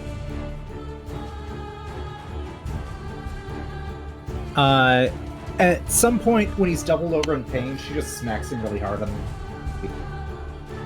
Just straight up, just Eh. bitch slap him. and sends him skittering forward, yelping. Yep. He's on the ground like a whipped puppy. His fur is sizzled and kind of matted in some places as he is reeling from the pain of your gauntlets, essentially. His wounds, they refuse to heal because of the silver. And the smell that's completely wrecking his senses, it makes it almost impossible for him to fight back. It is, once again, your turn. Morale is at a very low point. Okay. Yeah. I mean, she was gonna kill him, and she might, but like, not if he's pathetic. Alright. Did she get 3 more hits because of the nat ones? You only get the... Or was that, I applied the... or was that just like the humiliation? It's the Gotcha. humiliation. You only managed to get in 1 this time. He skirts away. You managed to get 1 good clean hit, but he stumbles to his feet, ready to pounce again. Okay. That's fine. Right. Party. I'm assuming you're holding concentration on your spells. I am. Yeah. Same. Okay. Morale goes down again because of the Yeah, suggestion. If I was gonna do it, Yes. Wyatt? I was gonna do life transference when things got bad, but I don't think you'll need it right now. yeah, maybe I should just go home. Yeah, suggestion keeps creeping into the populace. Alright, morale is once again lowered. If morale hits 0, Carol will not have the support of the pack anymore. It is now Carol's turn. He may have gotten embarrassed, but he's still got some fight left in him.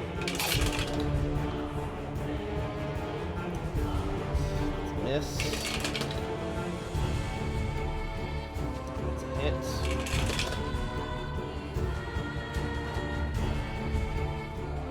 And a miss. Disadvantage is really saving Just you. 1 hit.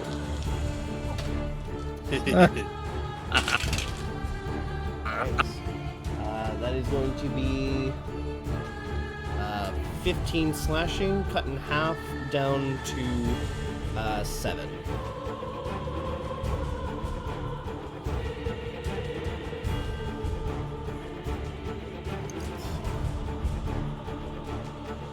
Alright, morale.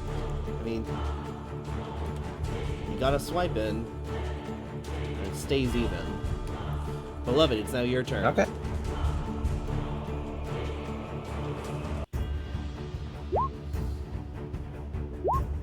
She is reckless attacking.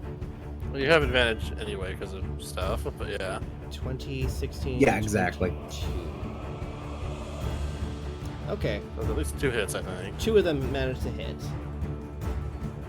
Okay. You managed to swipe in. You have once again won another round. At which point, because you have won 5 rounds, effectively, you get one last. What's the last hit you get off of Carol? I'm going to say that as he desperately tries to defy her, she's just going to give him a taste of what his master has doled out to her gal pal, and she's going to bite him on the neck and then rip his throat out. Ooh. All right, you grab him by you bite him by the scruff. He yelps in pain, and you give it a yank as meat and sinew go flying. With a massive howl of pain, Kirill is going to. Well, he's had enough. You fucking bitch! And immediately he's going to draw both of his sickles. Is my suggestion, Okay. like, intensify now? Oh, absolutely. That was what I was waiting for. Yeah. Immediately as he grabs those sickles, a Yeah. wave of necrotic energy erupts from him as those spectral wolves begin to erupt from his back. All of your held actions are now free to go off. Yeah, the wolves was exactly what Shem was waiting for. Yeah. So I'd mentioned that he had been studying Strahd's journal fairly extensively, and he knows what Strahd sounds like, so he has both Strahd's voice and mannerisms. Oh So- no. From the shadows, you just hear, "Pathetic! You're nothing without my power." The Lord of the Land has spoken. Damn, son. All right, give Is a that rattle deception any? check with advantage. And since I'm abusing my actor feat, let's see if it works. Where's deception? Can I say I gave myself the bonus for D4? Sure. I mean, it's still a Guidance, 28, yeah. so Yeah. I got a 30 total in. fucking 30 deception. Even Kirill is shocked at the sound of Strahd's voice echoing across here. But he still grits his teeth and he's going to continue his attack. However, the rest of the pack is utterly booing him. Not a single one of them seem to be interested in Kirill leading the pack any further with this disgrace display that he's shown. But Kirill doesn't care. He never really cared what the pack thought. His motto was always might equals right. And with these sickles, he has a lot of might. He's going to attack you, beloved, 6 times. Oh no! Okay. Oh god. It's okay. She's a barbarian. This is what she was made for. Does she still have the disadvantage because of the werewolf's perfume? Yes. Oh yeah, because it lasts 24 hours. Yeah. Can I hold up a sign? What does Let's the see sign why say? not. The sign is a picture of me holding up a sign that says, "Go, girl." Okay. It's not even you holding up a sign that says "You Go Girl." It's a photograph of you holding a sign that says that. So, beloved, I rolled 3 nat 20s of all those attacks. Oh God. However, Okay. because they were at disadvantage, that was avoided. Yeah. However, It's funny how that works, isn't it? You're about to Funny get how it hit with 4 attacks, however. Oh shit. Okay.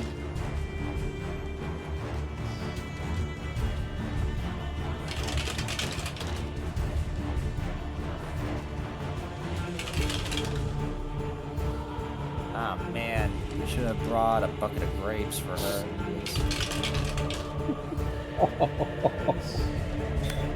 Oh shoot, we did go to a vineyard.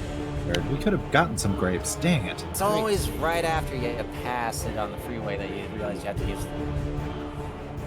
As a flurry of Exactly. as a whirlwind of slices come towards you, this would have been 38 points of slashing. Bring that down to 19 with your rage. Okay. Is Beloved still Nice. standing? Oh god, yes. Alright. She looks incredibly slashed up, but she just kind of tilts her head like, whatever. I didn't hear no bell. I didn't Exactly. hear no bell, bitch. It is now the start of your turn, Beloved. At the start of your turn, give me a wisdom saving throw. Oh no. Okay. Love it. But doesn't she have advantage on this because she's like frenzy rage? Spirit Guardians. It depends on what exactly is happening. The wolves are attacking you. So here we go. Oh, okay. That's a fail. Attacking her? Yeah, the spectral Okay. wolves summoned by Kirill are attacking. You take Right. an additional, an additional 10 necrotic. Ooh boy. How you looking? Yeah. -3. No! As the wolves begin to tear into Beloved, he managed to go. That's what you get, you fucking cheat. Silver! They brought silver into our fucking pack. That's how they were able to win. Dr. Pepper, Yeah. would you like to use life transfer? Yeah. Oh, right. I have to hit the button. Press the button. Alright, roll 48. For...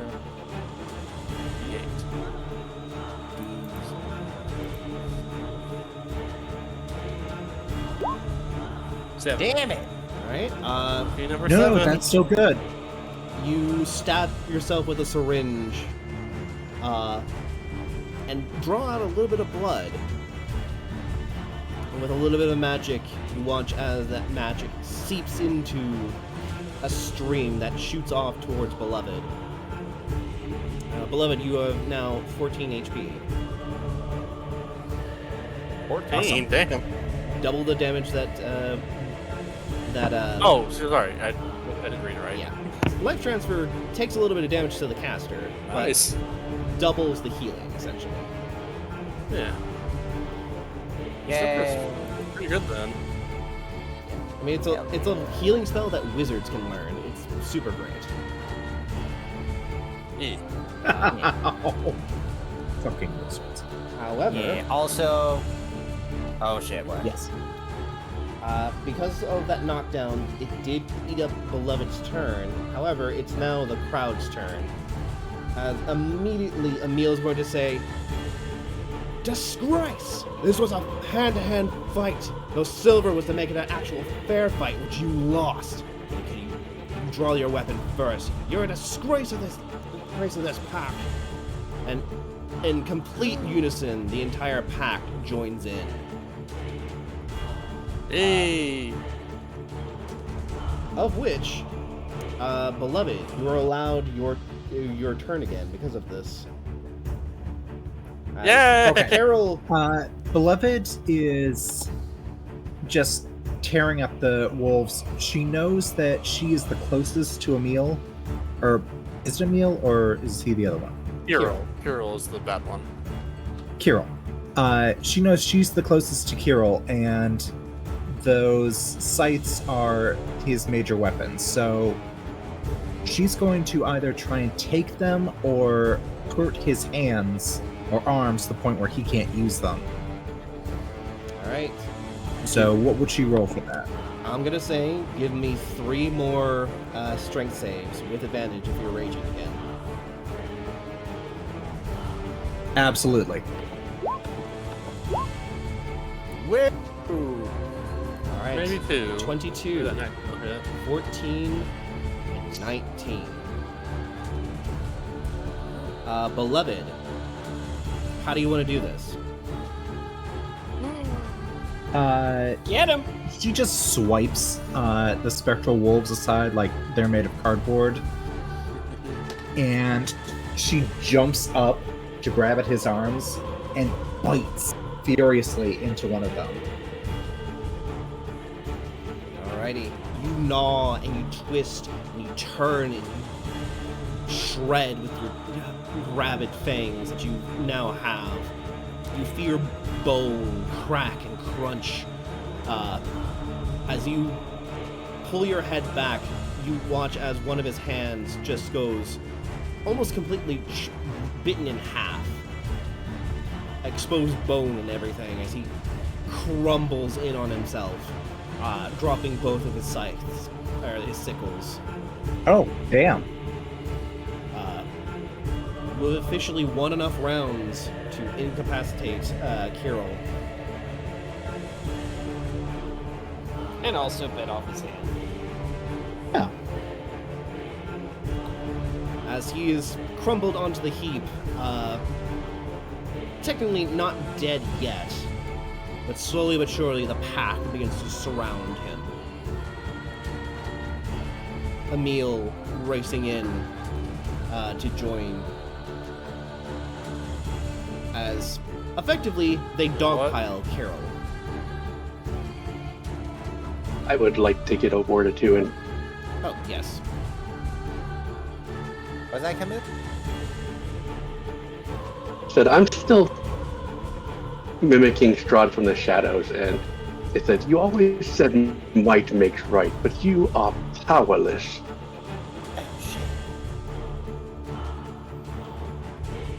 That's a How classy way of dis- saying you're a bitch. How? Yeah. What I'm trying to say is your fit is mid. Damn, dude, he's already dying. While the pack is like surrounding him, can I just like mage hand like start scooting the the sights away? Oh, absolutely.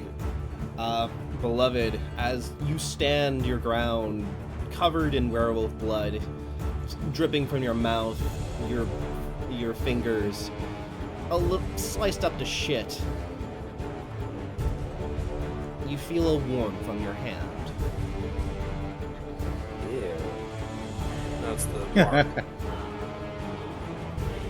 You watch as She looks down at it. Watch as that new moon begins to quickly shape into a full moon. This tattoo, almost like a tattoo, it spreads across your arm. You feel a surge of energy rush through you. How would you like to kill Carol? Or are you leaving him to the fate of his pack? Oh no, she's gonna kill him.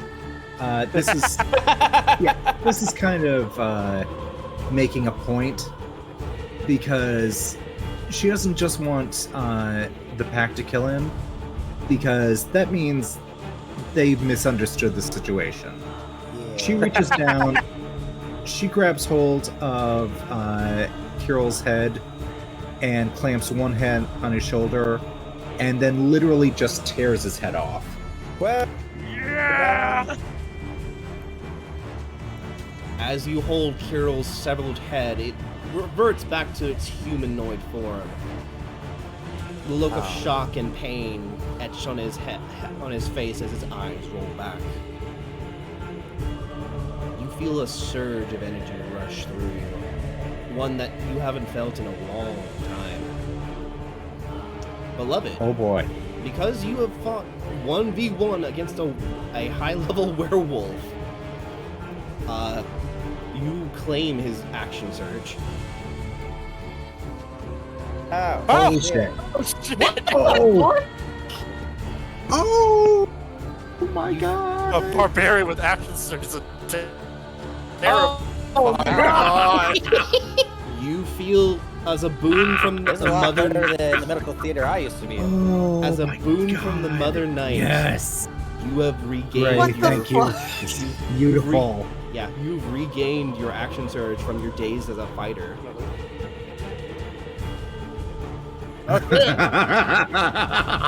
How many juices per day?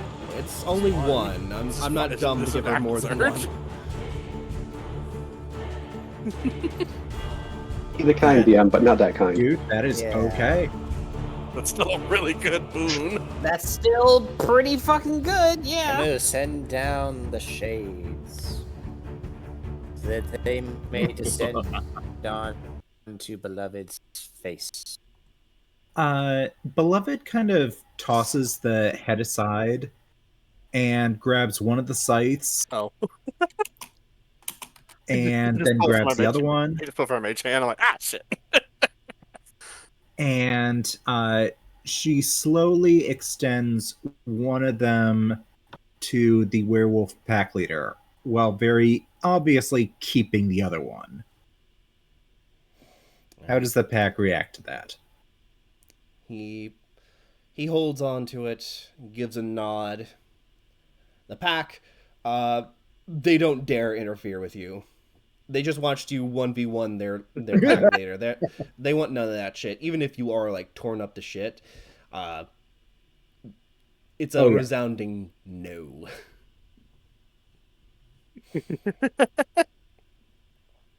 As Emil holds on to the scythe, he kind of shakes his head a little bit and just kind of like sheaths it into whatever cloth he could find. He rips off Kirill's shirt and wraps it.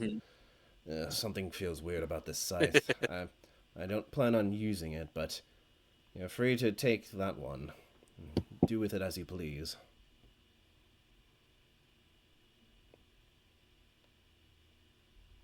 I mean, I'll take it if nobody wants it. Beloved hands it to him without any further questions. Like, here you go. just casually tosses it. Yeah. I like to imagine he just shoves it into Mustard Seed's chest and it knocks him back 5 feet. When will something shoot. drop a cool sword that's that's small enough for me to lift? Yeah. Aw, like one of those martini swords. I mean, Yeah, so how? Move on. Master Z, what is your alignment again? My alignment is true neutral. Okay. As you hold on to the scythe, it kind of burns a little bit in your hand. On second thought, anybody else want to try this? I mean, seeing if it like hurt him, can I like roll an Arcana to? Since I've seen our, fucking only lawful good sword in recent memory, can I like hazard a guess that this is only for like evil people? The swords are only for evil aligned characters. Yeah, I'll explain that. It's like, I think we're not evil enough to wield these, which I guess is a good thing. Yeah, give it to Camus, see what happens. Can you even hold on to it? I mean, Strong I'm much tendons. stronger than I look. Yeah, he's got strong tendons. Might as well try. I look at Sorry, go on. You first. I'm just gonna say he won't be able to lift it either. He's also pure neutral, so Ah. Well, can you at least carry this bottle of wine over to Beloved for me like a champ? Like a real champ? yeah. Like a champagne bottle. Well, it's technically He's a got wine bottle. he's got something to prove, so he post moogles it over there. Yay. Yeah, I ask how are Irina, Esmeralda, and Periwinkle looking? They're ecstatic and very happy that Beloved didn't die. Uh, Esmeralda is elated to see that Kirill is dead as she holds her leg. Like, fuck yeah, that's what you Mhm. get, bitch. Oh, actually, she should probably get the scythe. I mean, she's wearing gloves. I don't But think that really matters that way. Yeah, she I will mean, say, I know how to properly dispatch items like this. So, if you do, Oh. she can get rid of it. So, you don't have those ending up in some evil asshole's hand. This is true. Like, We don't yeah. have any clerics, so we can't like purify it. All right. Not that kind of cleric. So, Yeah. yeah. without any other ado, are you guys okay with me kind of speed walking through the rest of this session to key Yeah. points? I'm cool with that. I'm It good. is. Yeah. As the commotion finally calms down, Emil has been packed as the new pact leader. And the first thing he does Reinstated. is that he announces that, hey, we're giving the kids to them. We're not doing this Hunger Games nonsense anymore. Which, admittedly, many of the pack is okay with. They're not Yay. they're not really they weren't really a fan of it to begin with. They're not monsters Wow. in that way. They understand that population may be an issue for them in the future, but it won't be solved through this means. That being said, several of the children are crying in their cages. You watch as Emil's wife sees you all and immediately jumps into her husband's arms. They share a very long and very delicate kiss. Nice. Hot wolf on wolf action. That's mahogany. Hugging it. Oh, it is a Hunger Games quote. But Oh, yeah, okay. she immediately begins to unlatch all the kids. They're crying and screaming and whatnot. But for the sake of this, Esmeralda manages to pull her wagon over towards the den later, effectively providing a ride for all the children. They cry and scream the entire time over, but it's understandable since many of them are a little bit traumatized. Yeah. I'm guessing that one turned werewolf Uh, kid stays, right? The one who has been turned already, there is a little bit of a backlash from that one. He does not seem to wish to leave. He seems to be content to be with his new adopted father. Well, he can stay. Can we then. leave him? He can stay. Yeah. Yeah. Yeah. That one was cute anyway. Yeah, Yeah. if anyone who tries to oh hey, we should probably get you out of here, he goes like werewolf. He goes into baby werewolf form and goes. "Nah, nah." Oh, that's fucking adorable. Oh, it's a Care Bear wolf. A care wolf. Aw. Care Bear Wolf. Imagine trying to take care of a werewolf kid and you're trying to not accidentally get lycanthropy when he's teething. Oh God. Yeah, he does chew a lot. He's a How? growing boy. But yeah, he's with others who know how to handle it. Yeah. Emil thanks you all and says, should you need allies in the future, my den shall welcome you all. My pack is familiar with your scent now. All right. Well, Would take you that into mind wording that consideration. in a way that doesn't seem creepy? We'll know that you're coming, and we won't attack. Yeah. Better. This is Barovia. I don't think anybody here knows how to not be creepy. Yeah. Yeah, it's kind of like in the margins. Welcome to Barovia. It's going to be kind of creepy. That is the least terrible thing about it, honestly. Population, the shrug emoticon. Eventually, your party reconvenes back at the tower. The children eventually kind of tire themselves out as they seem to be preoccupied with the chicken inside Esmeralda's wagon. Wait, like The plot chickens. food chicken, or just like one random chicken she has? She has one random chicken Her inside pet of her chicken. wagon. Yeah, she is a pet chicken. Oh. I guess Reginald. if we're like, safe, I'll send a message to Isaac that we're good, we survived. Meet us back at the tower. I don't have to like do the counting for it. It says, yeah, a little busy here. Oh, Does he sound dangerous? Do we need to work on it? Is that a mission for later? Mission for later. God damn it.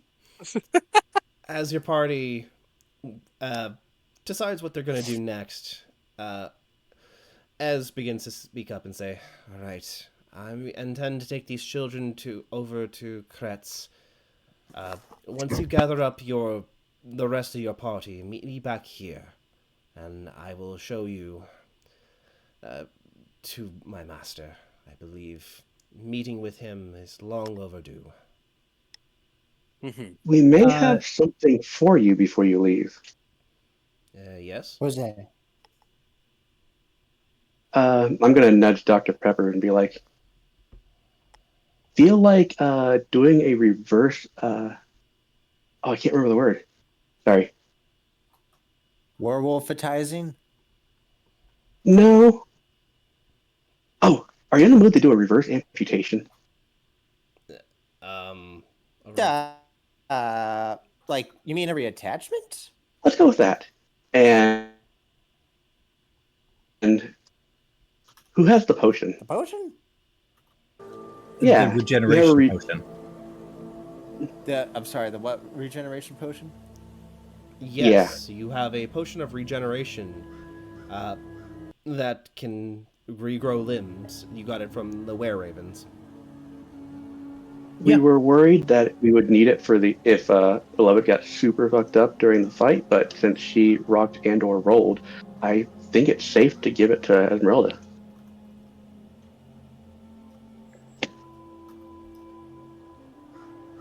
Any objections? Well, Jesse did step away, but... I can't imagine he would reject. Me neither, but we might as well make sure. Okay. Well, in the meantime, Beloved is going to give Esmeralda 2,000 Electrum pieces. Oh, shit. Oh. Wait, 2,000? Oh, yeah. And Electrum? We made bank in the castle. Okay. She's giving these coins to help pay for the children's upkeep. That makes sense. That makes sense. An Electrum is 5 silver, right? Yeah, Electrum is this weird half penny, like Monopoly money, essentially. Yeah. It's Oh, I thought it was a step between silver and gold. maybe So it was technically like 5 silver. but yeah. It's more common. It was kind of phased out, but Barovia is, lost in time, so yeah. They probably still use Electrum. Yeah. Exactly. That's awesome. There's no silver coins, so they kind of have to.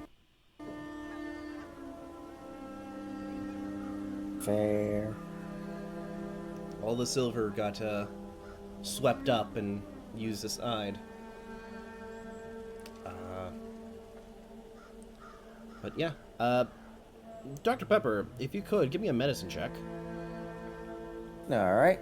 Do do do do. I do do do do do do do. Medicine. Alright. You do. This was in a session that you weren't a part of because you were away, but I will say this much. The potion of regeneration, you remember them being told that it's not like an actual potion, it's more like an ointment of sorts. You splash it onto an area for it to start healing, essentially. Oh.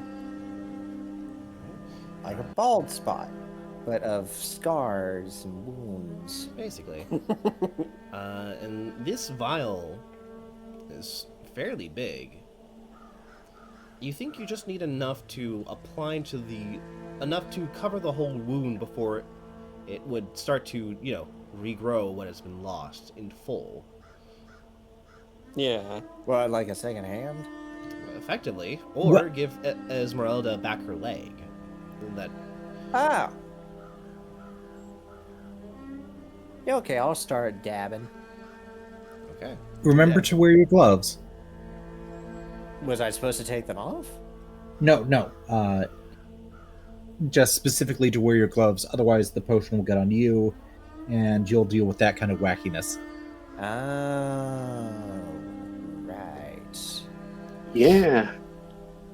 Well, we'll just save those chicken fingers for later. Yeah. You take a simple cotton swab as Esmeralda shows you her stub. Slowly but surely, because it was so well dressed in the first place, with a 16 in medicine, you actually hold enough for one more use of the medicine. Yay! Well, who's missing a limb or an eyeball? Not me anymore. You watch in rapid succession, Esmeralda's leg reforms as like a baby leg, as it goes by Deadpool rules. Oh God! Oh no! It's like, oh wow, that's really weird, and slowly but surely it begins to stretch out and grow until it reaches like the same length as the rest of her leg and starts to fill out. It looks a little more pinkish than the other leg, but for the sake of this, Esmeralda has a fully recovered leg, and as a result, she gains her 3 levels in fighter again. Oh, Damn. she lost levels in fighter because of that before, huh? Yeah, I mean, she's got her leg back. She can now properly maneuver. She's also a battlemaster. Wow. Oh man! Thanks for reminding me about that, Camus. Heck yeah. Oh God! Does she keep her her replacement leg? And she's like, well, I mean, be ashamed to throw it away. I might as well keep it. You never know when I'm gonna need another, I guess, prosthetic. Yeah, good point. Also, I now have to buy both shoes now. Ah. Na, na, na, na, na. Bwah. And we all laugh. Cut to credits. Yeah. Believe it or not. Good times, yeah. All right. I'll be there for you. So, in conclusion, you guys have one half of the cursed blade. Do you intend to give that to Esmeralda to dispatch, or do you want to hold on to it? Well, I don't think any of us can, wield it, so I Yeah. don't know. Best case scenario, we take it to the Watcher Lady and she can purify it somehow with her moon cleric magic, but I don't know. Yeah. Chelsea, get back here!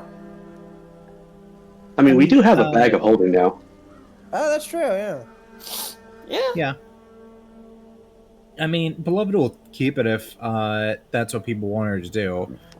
Her main goal there was just to divide the two weapons because she was pretty sure they only work best when together. There are Yeah. a couple. Exactly. The name of them are Slice and Cleave. You guys have Slice. Huh. Slice. Are they aligned to any sort of power alignment?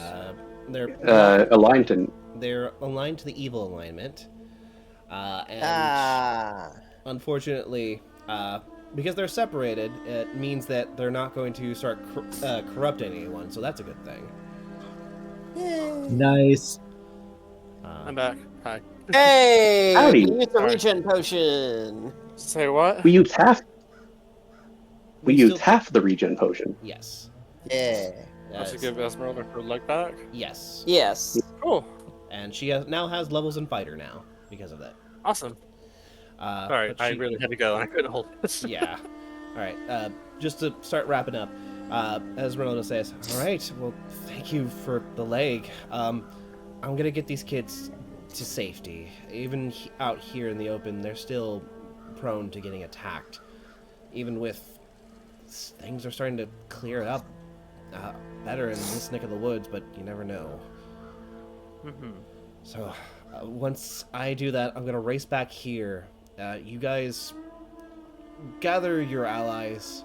It kind of sounds like they may need help from the sound Yeah. of it. Also, a Yeah. cart and horses. Hopefully Yeah, we we get want to that. put the cart before. Ooh. As, Will the Electrum help? yes, the Electrum is going to help her make sure that the kids are properly sorted out. Okay, good. She does whisper to you, Dr. Pepper says, if by chance later we can meet up and give the kids a proper examination, I'm pretty sure some of them are still might have, lycanthropy. Affliction. Infliction. Yeah. I haven't used it today, so can I just go ahead and do my detect good and evil and see if I can pick out traces on any of them? Oh. You detect a good trace amount of them are afflicted. But luckily, it's going to be a couple of days before the new moon shows up, so... Or the full moon shows up, so... You're in the clear, just, don't drag your heels. Yeah. Well, sure, we can set up an appointment for you. Just be sure to sign in with my, secretary over there. Camus. Oh, I'm a secretary now? Yeah. I just assumed you were gonna leave this to your nurse. Nurses don't take notes at the lobby. That's what secretaries are for. Yeah, but what about the egghead? He takes great notes. The egghead? Book boy, Burn. I don't know. I'll work on him to see where to have a place for him in our organization. What about mustard seed? Look, man, give me one guy at a time to figure this business plan out, all right? I feel like Mustard Seed would be a good secretary. He can just pull his regular... You can do full-on Bugs Bunny attire, dress and drag, put on extra lipstick, and, Pretty much. Or he's the therapy bunny. Therapy bunny, therapy bunny. It helps I was with your actually- trauma. What? Pudding? I was actually thinking Mustards. that exactly. Like, just toss him into the pit of crying children. They're like, Yeah, he's soft. "Oh." Bunny, Bunny. bunny. Bun, bun, bun. Bunny. You're This saying, literal,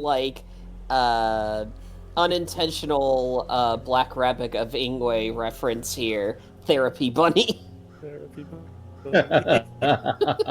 Yeah. It is getting late, and I thank you all so much for joining us for this year. I had Yeah, it was a lot of fun. I'm so glad that we were able to get this fight in. Yeah. And as per tradition of Ravenloft, everyone after this milestone, you level up. I'm Yeah. 8, baby. Level Let's 8, fucking everybody. go. Level 8.